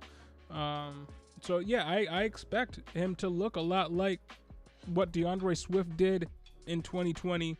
And DeAndre Swift was RB18 that season, despite only playing in 13 games, missed 3 games, still finished RB18. You have ETN ranked RB19. I have him ranked RB20. I mean, I think we're spot on there. I really think us being close in the rankings here is pretty on point. There you go. So who do you have at RB20? So that's because RB19 for me, we already spoke about Cam Akers. That's who I have at RB19. That's where you have him. And 20 is where I have Josh Jacobs, who I moved him up a little bit after talking through it. You have Jacobs at 17. I moved Jacobs up to 20, so that's who I have at 20. Okay, and I have ETN at 20. So we're down to the last couple of spots here, real quick. Rojo joined up. What's going on, Rojo? What's going on, Rojo? How you doing? Well, we can get to this. Who finishes with more fantasy points this year? Davis Price or Rachaad White? It's interesting. That's a tough question. Interesting conversation to be had there. Elijah Mitchell is in the thumbnail. I ended up moving him outside my top 24 rankings. He still creeps in for me, but okay. You have AJ Dillon over him. So I wanted to put Dillon in. So I have Elijah Mitchell, and a lot of that has to do with the fact that TDP is there. And I guess we'll get into talking about Elijah Mitchell in earnest in a little bit when you have him in your rankings. But what do you think? I think it could be Rachaad White. Nick I think sounds like the first time we heard Kane talking old school WWF. Yo, Yeah, that's awesome. It's still part of the technical difficulties we're working through. robot ass. We're over just here. happy that we have a stream that has not shut down on us. So we're making progress. It'll be a little bit cleaner come next week, and Nick will not sound like a robot or Kane from WWF in the 90s. But yeah, thanks for joining us, Rojo. But keep going. I'll give a slight edge to Rashad White because proven pass catcher in college, and I think will spell Fournette on third down to give him a break. He's not going to take the role from him because Fournette is a good pass catcher. Yeah. But Rashad White offers a dynamic for the Bucs that Ronald Jones didn't. And I think that might be the difference between a guy like Rashad White and a guy like Davis Price. They're both backups. They're both going to be like change of pace options to the starter. I think I trust Rashad White's opportunities as a pass catcher in the Bucs offense with Tom Brady more than Tyrion Davis Price's change of pace role with Trey Lance. Who the reports are starting to come in. It seems like the trend is very clear. Like he's going to be their guy. He's going to be the starter. I think he's looking better as far as the year one to jump. But as a thrower of the football, Trey Lance remains a yet to be determined or to be determined. In an offense that utilizes more running backs and more options in the run game, if you want to factor in, somebody like Debo. Not that Debo's going to get the running game work that he got last year. But he will get more running game work than pretty much any other wide receiver in the league, not named Cordarrelle Patterson. I still think he's going to be involved in the run game. They're not going to take that away from him altogether because that is a weapon that they utilized to win games. They're going to scale it back. That's why they brought in TDP. They want to scale it back. But he's still going to be involved, and that is still going to take away some work from TDP. Now, Kyle Shanahan has featured a different lead back in every year he's been in the league. There's been a different lead back. We've seen Raheem Mostert be the lead back. We've seen Matt Breida be the lead back. We've seen Elijah Mitchell be the lead back. We've seen stretches with Jeff Wilson Jr. was the lead back. So, I mean, if that trend continues, now it can't continue forever, but if that trend continues, we could see TDP be arguably the lead back in a committee in this offense. Yeah. I don't know if we should bet on that, but what I would bet on is Rashad White getting. I would bet on Rashad White getting more work where it matters than TDP in 2022. That's what I would lean to. You still have to account for Sermon, who was drafted to be Trey Lance's running back. He was the shotgun RB for Lance. He was that's what Trey Sermon was drafted to be. And in the one game, and I believe it was week 4 or 5, Trey Lance played, and his number one running back was Trey Sermon. And if I'm remembering this correctly, he had around 80-something yards and had a decent game, and then we never heard from him. He had one decent game. I can't remember if it was a game where Trey Lance played, but yeah. But I think that was their plan, was to use the strengths that Trey Sermon did bring to the table, even though they were few and far in between, to accentuate what Trey Lance brought to the table. It ended up being the Elijah Mitchell show. They might have drafted TDP to be a hybrid of the two. But I still think that Trey Sermon might get some work in this offense. I don't know if I'm going to write him off as a guy that's never going to get work again. All this to say, I would go Rashad White. Yeah, I'll give the slight edge to White. Yep. So, all right. My RB21. And mine is Gibson, for what it's worth, who we Yours have is Gibson. already. My RB21 And this was difficult because this is one of the harder running backs to project. This is where it starts to get tough. This is where I have J.K. Dobbins. Okay. He cracked my top 24. He's literally 24. There you go. My 24 is A.J. Dillon. J.K. Dobbins, 23 years old. In the season that we did see him play in 2020, he was first in true yards per carry, which six, I think. True yards per carry is different than yards per carry. It takes away breakaway runs. So it discounts a running back's breakaway runs, so you can really see where the consistency ranks with other running backs and yards per carry.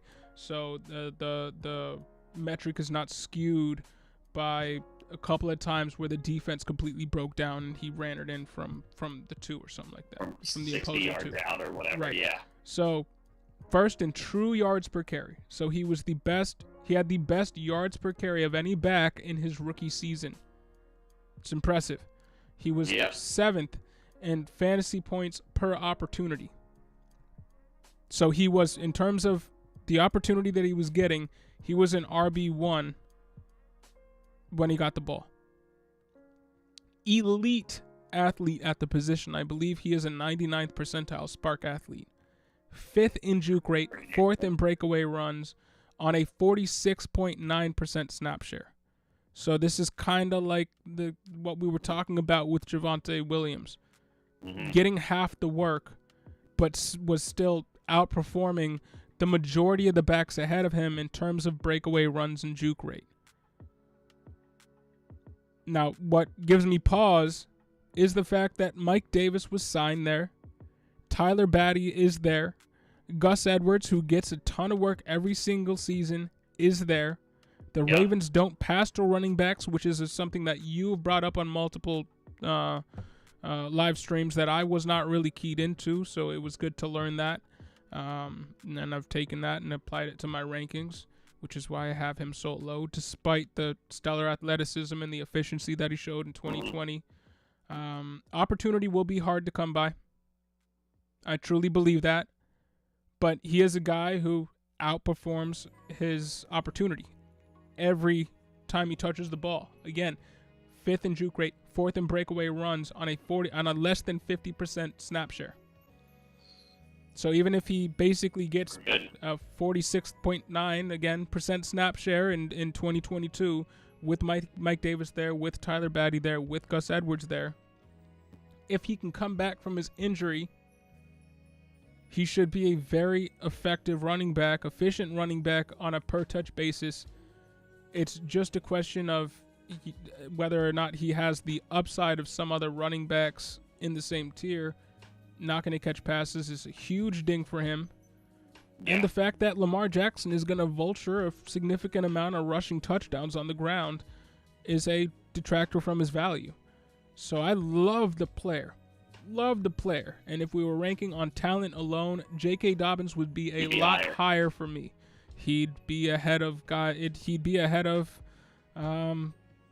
probably Cam Akers, probably ETN for me, if we're talking about just the talent that he brings to the table at the running back position. But you gotta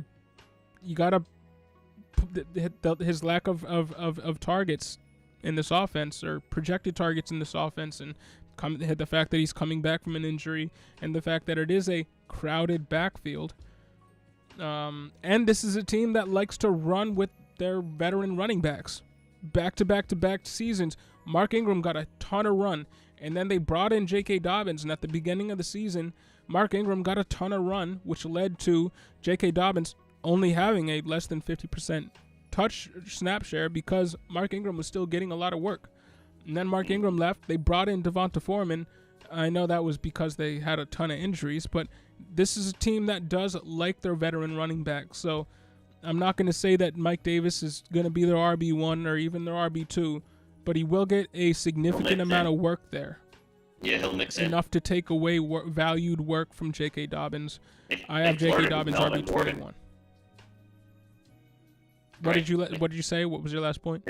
They flirted with Melvin Gordon. They brought him in for a preseason visit. Yep. Or off-season visit. So they were kicking the tires on signing him. So, yeah. I agree with. I mean, I like Dobbins the player. I dislike the situation. Yeah. There are forces at play here out of his control that keep me from moving him anywhere higher. And I have him at RB24, so he is the end of my he rounds out my top 24 rankings, but he's right at 24. There's a lot at play here going against him. Gus Edwards averages 5 yards. J.K. Dobbins, the true yards per carry rate is incredibly strong. Gus Edwards is no slouch.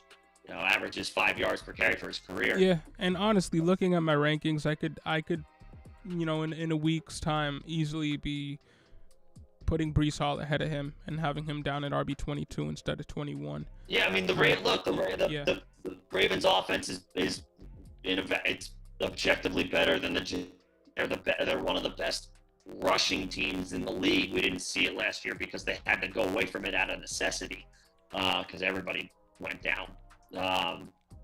This is a team that is notoriously successful for running the ball ever since Lamar Jackson was inserted as the starter. And, again, Lamar himself will vulture production.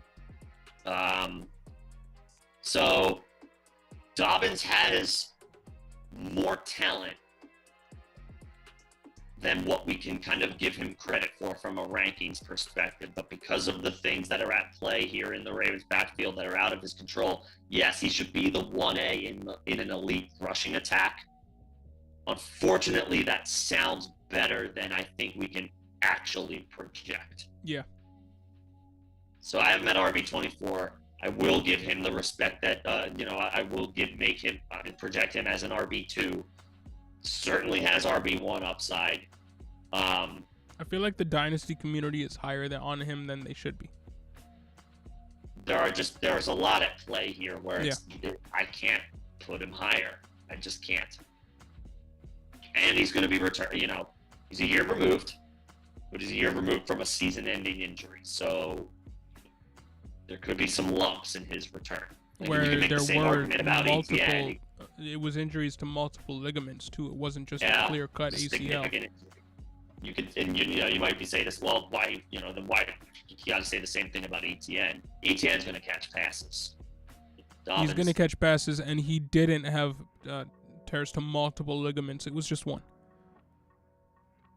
So now both of these guys, it happened at the beginning of their years in 2020, so they have that in their favor as well. They do have some extra time to work their way back. But then again, if we're talking about J.K. Dobbins, we can say the same thing about Gus Edwards. So,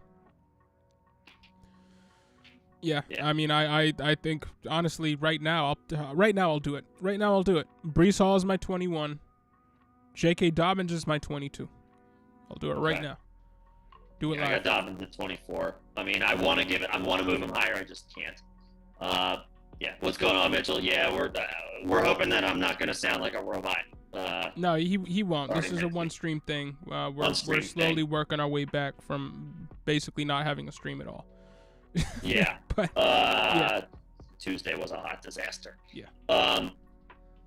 Dobbins is a monster. I mean, look, I don't know if you caught it, but John just got done talking about how he's an elite athlete. But yeah, I mean, kind of that's the key here. Not just Lamar, but they're going to utilize Gus Edwards. They signed Mike Davis. Mike Davis is nowhere close to as good as J.K. Dobbins, but they clearly brought him in for a reason. He's good enough to take away some amount of work from a good running back. And they don't throw the ball to running backs. There are forces at play here that are out of Dobbins' control that keep us from moving him higher. So now, in terms of Tyler Batty, he is one of the better late-round running back prospects in this past year's draft. He couldn't have landed in a better situation. I don't know if you can, unless something comes out, some news comes out where it's clear that Gus Edwards and J.K. Dobbins just aren't going to be ready for the season. I'm probably not investing in Batty unless I'm in Dynasty. I'll keep a I'll put him on And my you're not gonna watch have to list. I'll invest keep that an eye on much. him. In like redraft, you're not going to have to invest that much. His ADP is well below 200. Yeah, but there are a lot of guys in those later rounds that I'd like. I mean, I think I would rather leave Tyler Batty on the waiver wire, and if he and then spend all my fab on him when if something were to happen to where he would step into a larger workload. Yeah, out of necessity, Yeah. sure. Yep. Yeah. And I don't think Lamar leaves. And yeah, Batty is definitely worth the Texas squad spot. 100%. Hands 100%. down. Hands 100%. down. We're talking about redraft here, so that's why. Yeah. That's why I'm low on redraft. him for 2022 unless injury happens. But in Dynasty, man, I would be very happy having Batty on my taxi squad. Oh yeah. I mean, all things considered, the Ravens situation as a whole is great for running backs. It's just like on a individual case by case basis where it's like there are some things working against them. But the scheme itself is great for running backs. It's just that they use all of them. They cannibalize each other, I guess, so to speak. But yeah, I agree. Lamar's not going anywhere. They will lock that up. They will take care of that. I don't care how much back and forth it takes. The Ravens won't let him walk. Yeah. I can't imagine it. But yeah. Thanks for tuning in on the drive home, man. Absolutely. Appreciate it as always. Yeah. And like we said, I won't sound like a robot next week. That's the plan. Yeah. So you have Dobbins at 22. I had him at 24. You originally had him at 21. That's where I have Antonio Gibson. Now you have Dobbins at 22. My RB 22. This is where I have David Montgomery. He was my 22. He just got moved to my 23. Okay. David Montgomery is my 22. This is, again, I kind of go back. I feel like I can lump him into the same conversation of like a Josh Jacobs and an Antonio Gibson. We've seen him do it before. We're a couple of years removed from it now, but there was a stretch where David Montgomery was a top 5 running back for like the second half of, I think it was the 2019 season, or maybe it was the 2020 season. Was the 2020 season? Yeah, he carried teams to fantasy championships. Yeah, David 4 Montgomery straight did. 20+ weeks in fantasy. Yeah, he's we've seen him do it, and now the Bears are out from the coaching malpractice that is Matt Nagy. This offense has nowhere to go but up after last year's disaster. I don't know about that, man. There's nowhere to go but up. I think you can say that after this year. I think you can say that there's nowhere to go up after this year. You think they're going to have another bad season? What happens when you give away your best player on defense and you're arguably your most your most accomplished player, not even arguably, your most accomplished player on offense? You get worse. Yeah, the Bears aren't going to be good, but the game plan on a week-to-week basis. Let me rephrase it. The offensive game plan on a week-to-week basis has nowhere to go but up from last year. Yeah, they won't resemble an 80s football team. Like, they might look like they might not be winning games, but they might actually look like they know what they're doing. They might look like they belong in the 2020 Yeah. NFL. Or let's put it this way, they look like they maybe tried during the week to put something together. Yeah. To that point, a lot of people, for very good reason, like to point out that the Bears have done essentially nothing to add to this offense, because they didn't. They added Byron Pringle, and they drafted Velus Jones. This offense is lacking in skill position players. David Montgomery, it might be the Antonio Gibson treatment for last year, where it might be ugly, it might be feeling like pulling teeth, but he's going to get a ton of work. And he's a proven pass catcher. And Khalil Herbert, we like Khalil Herbert. He's not going to supplant a healthy David Montgomery. Different coaching staff last year to this year, but a healthy David Montgomery saw a significant snap share last year. And he should be a threat for that 85, 90 target threshold because of the lack of weapons in the receiver room. So, again, it might be gross. David Montgomery is a good player. The Bears are not a good team. He's going to get a ton of usage. It might be gross, but he's gonna come through, I think, on volume. And he's gonna come through on volume. Because out of necessity. They have nobody else. My issues there are, there's nobody else really in that offense. But you could argue that there really wasn't last year. They weren't using Allen Robinson like they should have. They're probably going to be using Velus Jones like they used Allen Robinson last year. And Justin Fields, we didn't really get to see him blossom as a passer. We saw him grow throughout the season as a rusher. And to that point, he's going to vulture touchdowns as a rushing quarterback. He will. So David Johnson will get a ton of work. He will get stuffed behind the line a lot because everything that we talked about with Antonio Gibson last season applies to David Montgomery this season, like you just alluded to. But he doesn't have a QB that will vulture goal line touchdowns. And last year, David Montgomery got stuffed at the 5th highest rate behind the line of scrimmage last year of any running back. And honestly, that number I expect to go up because they traded Allen Robinson for Velus Jones.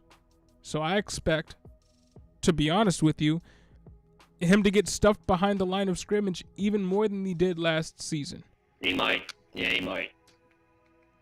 Now, he was 9th in route participation, and they lost Allen Robinson. But this again does not this offense does not project to be a pass-happy offense. I know Justin Fields only played in 12 games last year, 270 pass attempts. Sub 60 completion percentage. I know a lot of this has to do with the coaching staff as well. But failed to reach 2,000 passing yards because he averaged 6.9 yards per attempt. He's a rushing quarterback. Yeah, he's a running quarterback. He's going to vulture touchdowns from David Montgomery. He might pass the ball at more of a rate than he did last year, but that doesn't mean that David Montgomery is going to all of a sudden be one of the better pass-catching running backs in the league by reception percentages and target percentages. I just think, he falls into that Josh Jacobs type tier, but Josh Jacobs consistently overproduces from the tier that we put him in every single year. We put Josh Jacobs in the mid to low end RB2 tier every year, and he performs like a high-end RB2, low-end RB1. Outside of one season, one half of season, one 6-game stretch even, not even a half a season, David Montgomery has been a middling to low-end RB2, and then he had a very hot stretch, but it was against teams where they were all basically bottom 10 teams in rush defense against. And he had field days. He had field days against Houston and Green Bay and Detroit and Minnesota. He went crazy. But, I mean, clear outlier based on a stretch of games that are not repeatable and won't be repeatable this season because I just don't project him to be going up against a stretch of teams like that in 2022. And also in 2022, he had the threat of a very of an in his prime Allen Robinson on the outside. Which he doesn't have. Now Darnell Mooney is very good. We all love Darnell Mooney, but he's not Allen Robinson in his prime. Yeah, we need to see how he does as the number one receiver. So his usage isn't gonna increase a ton. His usage will probably stay about the same. He has always gotten a ton of usage.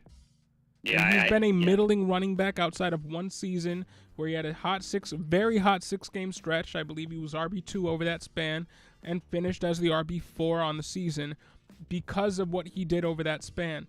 But if you take his averages from the first part of that season and extrapolated them, he'd finish where we all have him every single year, which is a middle to low end RB2. That's what he is. I don't feel bad putting him in at my ranking at 23. I do not feel bad at all. I think that's where he ends up. Yeah, and that's where we have him. Gross situation, but he should come through on volume. So I got him at 22. You have him at 23. Yeah. And Mitchell, hey, appreciate the kind words, man. Yeah.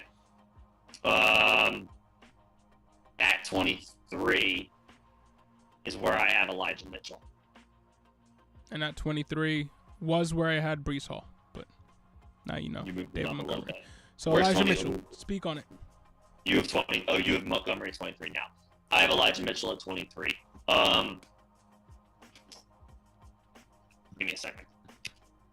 So, gone is Raheem Most. Elijah Mitchell took over basically like from week 1 last year. Yeah.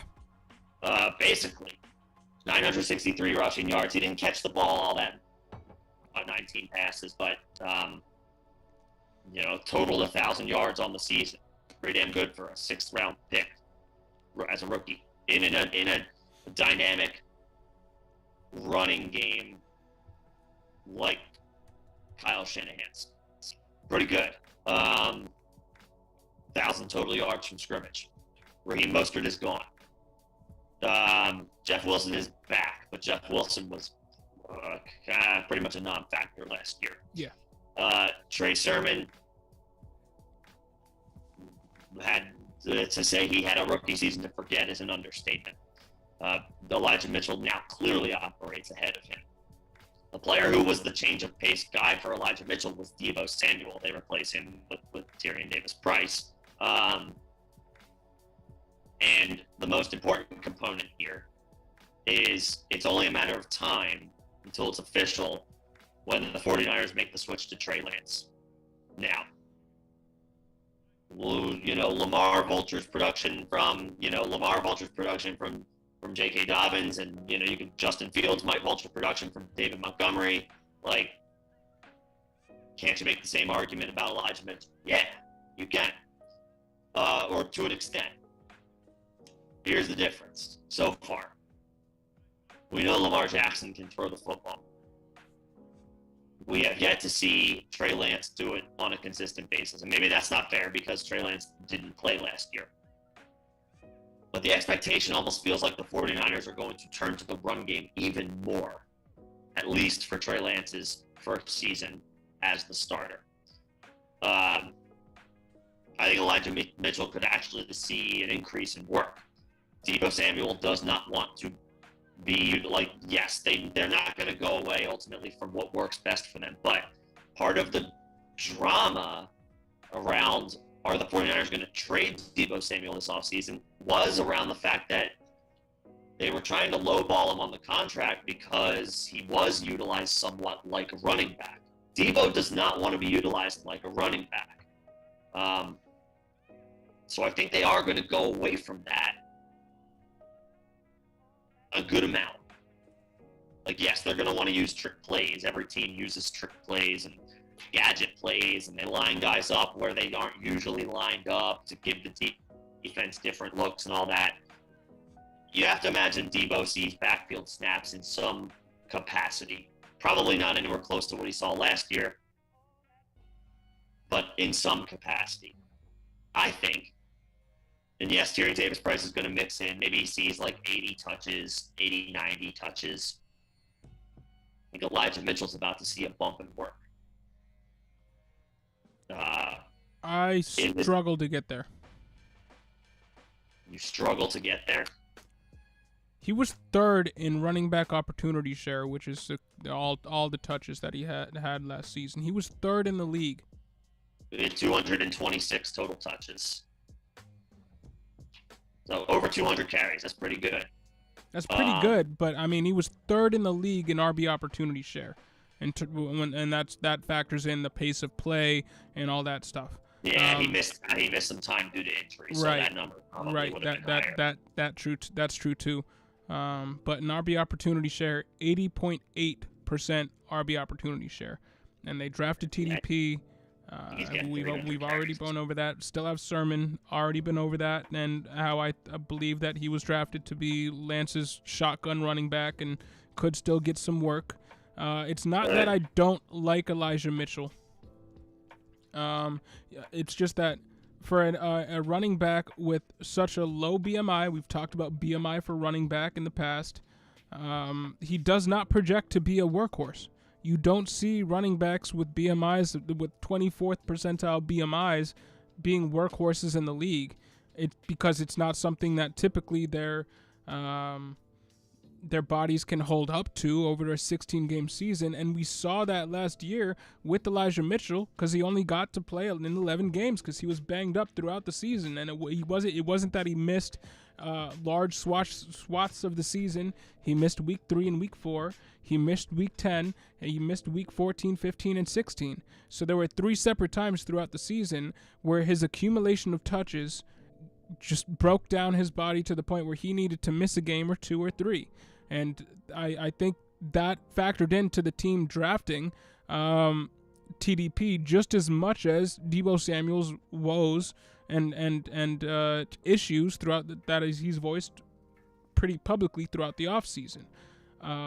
I think lost in that whole Deebo mess is the fact that the team wanted to get away from using Elijah Mitchell in such a heavily utilized role due to the fact that he probably just can't handle that workload.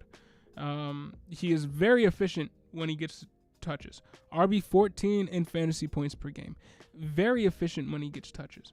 But he also benefited last year from playing against some subpar defenses and making the best of it. He had 5 100-yard games last year. One was against Detroit. One was against Chicago. One was against Minnesota, and one was against Houston.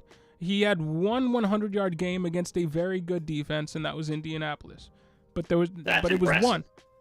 It's still impressive. Still impressive, and he still did it against NFL competition as a year 1 rookie. Sure. So you have to give him that credit. Yeah. 4.65 yards per carry on the season. Very efficient when rushing the ball, but I think they want to scale back his touches. I don't think they want to give him anywhere near 20 touches, 20 rushes on the ground per game. I just don't. And that's what basically got him to those 100-yard games. 27 rushes against Minnesota. 21 rushes against Houston. 19 rushes against Detroit. I just think they want to scale that back for Elijah Mitchell, and that scares me away from having him as a top 24 ranking in my rankings. He is the 25th ranked running back. I believe that he will probably finish as a very high-end RB3, low-end RB2. I just think that's where his value lies. And again, Kyle Shanahan, 5 different RB1s for his teams in 5 consecutive seasons. It's just something that happens with him where he's just like, you know what? We need to switch up our running backs from what we did last season because I don't like this, that, and the other thing. And I think it's clear. I think it's clear. It is clear. He valued running back as a priority, not just last year, but this year too. He drafted Trey Sermon higher than Elijah Mitchell. Didn't work out the way anybody planned, but the plan was never to give Elijah Mitchell 20 touches a game. And I think he will hover around 14 to 16 touches a game this season. Doesn't mean it's a death knell to his value, but I think it's just enough to push him out of RB2 territory. I mean, you have him at 25, I have him at 23, so we're not so far off No, it's just a tier break for him. Yeah,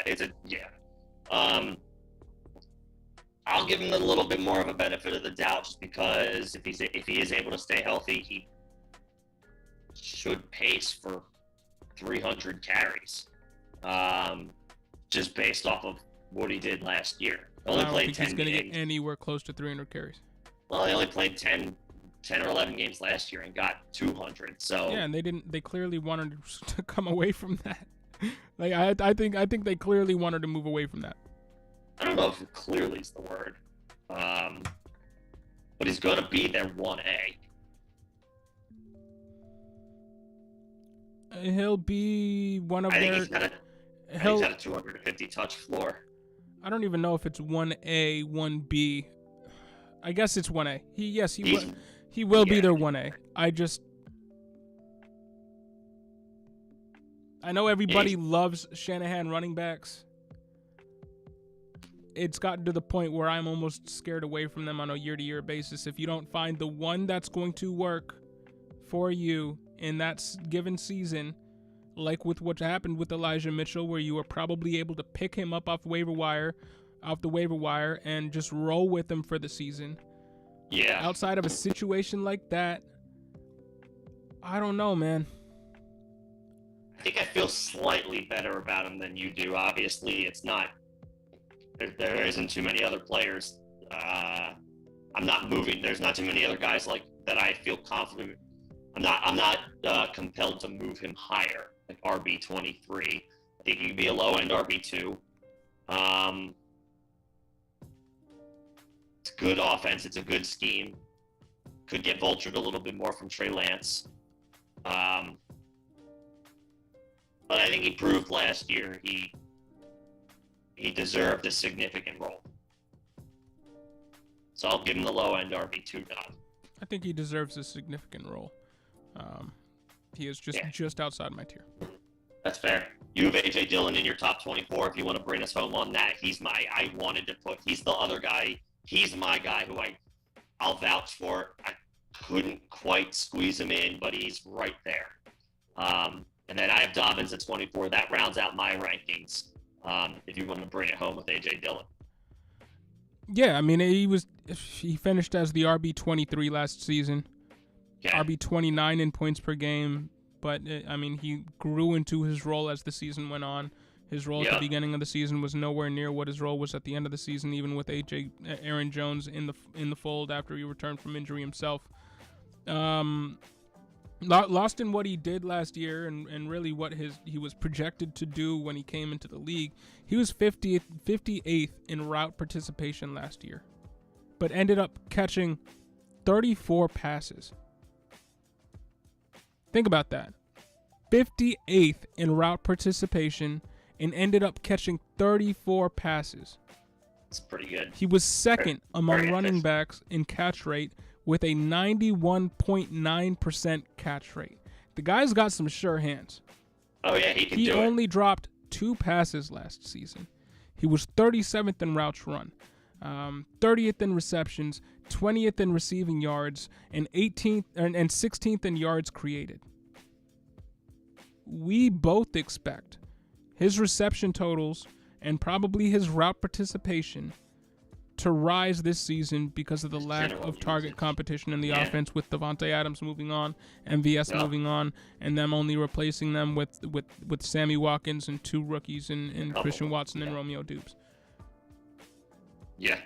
A.J. Dillon should get a lot more work in the pass game, considering how effective he was at it last season, and considering that Aaron Rodgers already has some sort of rapport with him, catching passes out of the backfield, and he will probably need all the help that he can get with the pass catchers currently in the offense. With what you could argue their number one target could be their other running back in the running back room, and their number 2 target arguably could be their tight end. Like it could be that bad in Green Bay. Everybody loves Christian Watson, but you're putting all your buckets into the rookie basket, and we've seen how that can backfire sometimes. So again, 58th in route participation, caught 34 passes. If that route participation number goes up at all, he should catch anywhere from right. He's a threat to catch 50 balls We talked about Zeke catching 50 receptions. We've talked about a couple of other running backs here catching 50 receptions. A.J. Dillon quietly could catch 50 receptions while being in an offense with Aaron Jones, who's probably a threat to catch around 80 balls, if not more. I think that, I mean, Aaron, A.J. Dillon is one of the safest RB2s in the league. And we saw last year when Aaron Jones went down for the 2 to 3 game stretch he went down when I think he broke his hand. A.J. Dillon was an RB1. I think he had one game where he had 3 touchdowns in the game where Aaron Jones went down. Maybe it was only 2. He had 2. I don't think he had a 3 score, but he had a great game. He went off. 2 touchdowns is still going off, and with over 100 yards from scrimmage, he popped. And we've seen backfields where one pass-catching running back and one pretty much workhorse goal line hammer type running back with versatility both ended up being RB1 / high-end RB2s with great quarterbacks and little to no else in the pass game. Look at what Kamara was with Ingram early in his career. The pass catchers, I think it was Michael Thomas and nobody else. And then it was Kamara and Ingram, and they both finished, I believe, as top 12 backs. I could see that situation playing out to a certain extent with Aaron Rodgers, Aaron Jones, and A.J. Dillon this year in Green Bay, especially when you take into account the pass-catching group that they're working with. Yeah. And you have Elijah Mitchell here. I have A.J. Dillon here. It's a preferential thing. Yeah. I just think if something happened to TDP, I don't think Elijah Mitchell's a league-winning running back. I think he'll be good. I think he'll be borderline very good and could finish again at RB11 in points per game. He's just not built to take on a full workload like A.J. Dillon is if Aaron Jones goes down for any significant amount of time. If we talked about it when we were talking about the top 12 running backs, if Aaron Jones goes down, A.J. Dillon is a threat to be a top 5 running back in the league. I don't think you can say the same or come really anywhere close to saying the same for Elijah Mitchell if anybody else gets injured in that San Francisco running back room. That combined with the fact that we put a premium on targets, and A.J. Dillon will probably catch more passes than Elijah Mitchell over the course of this season. Unquestionably. I got to put A.J. Dillon ahead of Elijah Mitchell. That's fair. And, of course, we value targets over carries. And, yeah, I mean, between this scenario where Aaron Jones misses time versus TDP misses time, you're talking about 2 significantly different roles on their teams, respectively. And A.J. Dillon would step into a bell cow role that he can handle, whereas Elijah Mitchell, worked through some injuries last year. So yeah, the question is, could he hold up in that scenario where he does have to take on a bell cow role? I guess the slight difference for me is, as much as I like Dillon and as in on Dillon as I am this year, I will give the respect to Mitchell that he is his team's 1A, whereas Dillon is still the 1B. It's an elevated 1B, again, to your point about the Packers are going to need to rely on their backfield this year in a big way. But it is still a 1B nonetheless, whereas Mitchell does have that 1A role. Yes, Dillon will catch more passes. Dillon feels like there's more upside to him, even with Aaron Jones in the picture. And, of course, when it starts to get cold in Lambeau, which that happens by October in Wisconsin. It's happening now. Yeah, it's happening right now. You're going to rely on the quadzilla that is A.J. Dillon. Quadzilla, I like that. Because nobody likes tackling big running backs in cold temperatures. Dillon is made for Green Bay. He's made for that Packers offense. He's made to play in Lambeau. I have him as my RB25. I did want to have him crack the top 24. It wasn't just a slight numbers crunch. I am high on Dylan this year. You're not going to hear any complaints or arguments from me about anybody who ranks him in the top 25. The top 24. It's just that I got to give the edge for now to the guys who actually have the role of starter or 1A. But Dylan's right there. He's right there. I think he's in for a big season. Yeah, and again, you're pretty much, we have a lot of the same players in the same tiers that we're talking about here. The orders are a little bit more varied in the RB2 territory than in our RB1 rankings. Instead of having players just a spot behind or a spot ahead of each other, we did have some players, ranked 5 spots down or 5 spots ahead of each other. But the players that we're talking about, it's pretty much the same group of players in from 13 to 24. So, I'm glad we're not quite in lockstep, but I'm glad we're pretty much on the same wavelength with a lot of these guys. We're close. I'll just, quick recap. I guess the guy I'm a little bit more bullish on than you is Breece Hall. The one that you're a little bit more bullish on than me is it Dobbins? Not Dobbins. Jacobs and Gibson. Jacobs. Yeah. Yup.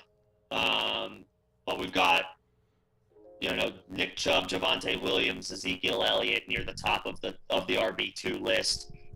Cam Akers is up there. And then it's kind of like a hodgepodge of Jacobs, Gibson, Etienne, Montgomery, Mitchell. I already mentioned Dobbins, Mitchell, Dillon, and the like. So yeah, like I said, I'll try to timestamp this video as best that I can. We bounced around a good amount. So for anybody coming in late, if anybody has any specific questions about our rankings, you can feel free to drop them in the chat over these last couple of minutes as we wrap this up. If you think of something that you want to ask us later, you can join the Discord. The Discord is the second link in the description of this video. You do not need to be a member to join. Free to carry the conversation on there. Ask us questions, bring up any topics you care to discuss. We are happy to get to those questions when we see them as they pop up, and the community is there as well. It's awesome. They're great people. I'm sure they're happy to talk fantasy any opportunity they can get. So if you have questions about the rankings or anything in general, hit us up in the Discord. And over this weekend, we will be putting out some more content. I'll finally be able to devote some time to content. I haven't been able to over the past, honestly, now it's about 3 weeks because we had weddings and then COVID in between weddings. And then after that, I went right into basically getting a new job and having to deal with everything that entails. So I'll finally be able to have some time to devote to some members-only vids, and some regular vids for everybody. So expect that. Nick's been holding it down. Shout out to Nick. Put out a video today on Rachaad White, so definitely go check that out. Has a video yesterday on Saquon Barkley, and a few days ago, I believe you did a video. Was it Wandale? Nah, Jahan Dotson. Jahan Dotson. There you go. So check those videos out. Stay tuned on the channel for more videos from us soon. Real quick, Slim, did CEH crack the top 24? Not for neither of us did CEH crack the top 24. He did not. He might have. He probably would have if Ronald Jones was not there. But the presence of Ronald Jones, for me, makes him more of an RB3 than an RB2. And the fact that we have to bring up Ronald Jones potentially capping the ceiling of a player tells you all that you need to know about how we feel about that player. Yeah. Sorry, Clyde. I have not completely given up hope on Clyde, but we're hanging by a thread. RB3. Yeah, and yes, there is a chance that, like some other satellite plus backs in the league, like your Ecklers and your stuff, it took them 3-4 years to really become the players that they are. There is still a chance for a guy like CEH to come into that that workload, and he was drafted with the understanding that he had that amount of talent in him. We haven't seen it on the NFL field. It could still happen, but it would be an outlier. It really would. And we try not to bet on outliers here at Face Mask. So he is an RB3 for us. He'll be an RB3. He's got upside still because of the offense, and he can catch passes. We haven't seen him. They haven't utilized him. He's not a goal line back. He's sure as hell not a goal line back.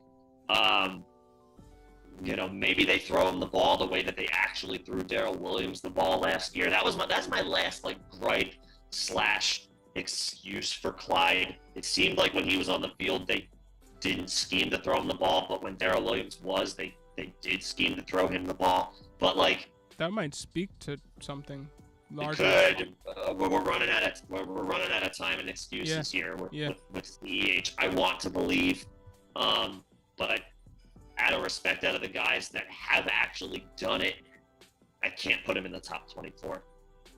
Top 30, he can crack the top 30, but he's gonna be RB3, and we can do RB 25 to 36 rankings, or can I do math? 25 to 36, whatever the next 12 or 30, 36, 37, whatever. We can do that. We can also move on to our wide receiver rankings as far as 1 to 12 and 13 to 24. I think it might be helpful for us to just post our rankings for running backs for top 36. Maybe we just compile the rankings and then post them. And then if you guys have any questions about them, you can obviously bring them up in the live stream. But I honestly think we might be better served moving on to another position group. Let's plan to do the wide receivers for Tuesday. Yeah, because really, how exciting is us talking about CEH for? Yeah, that's true. We'll post some rankings. Yeah. We'll make a community post and post our individual rankings. You can compare and contrast, or just compare, whatever. And then we will plan tentatively to do wide receiver 1 to 12 rankings for the 2022 season for our stream next Tuesday. And also a quick tidbit, reminder for John, and just a heads up for everybody, I actually will not be available next Thursday for the next Thursday stream. I have a bachelor party to go to. I am very busy with my travel this year. Turn up. So yeah, I'll be holding it down on Thursday. We'll try to come up with something fun to do. But and you're here on Wednesday for the members only? Tuesday and Wednesday, yep. Okay. All right. Cool. So I'm glad that today the technical difficulties were kept to a minimum. Again, we will have a even smoother stream experience for you come next week and moving forward. Thank y'all for being patient with us while we worked out the kinks with everything involved. Shout out to our members for being great. Loved having you in the members only stream yesterday, even with the technical difficulties that came along with that one. Appreciate y'all sticking it out with us. But yeah, and we are very. It was brought up in the Discord today. We are very excited about the prospect of soon being able to create a members only league with y'all. We just need another member to make it an even number, and then we can hit the ground running. So we are very close, and we're excited to be able to do that. But I think we're at the end of this live stream. 230 minutes in. So thanks for tuning in. Yeah, everybody enjoy your weekend. We will see you on Tuesday. Yes, sir. Take it easy, y'all.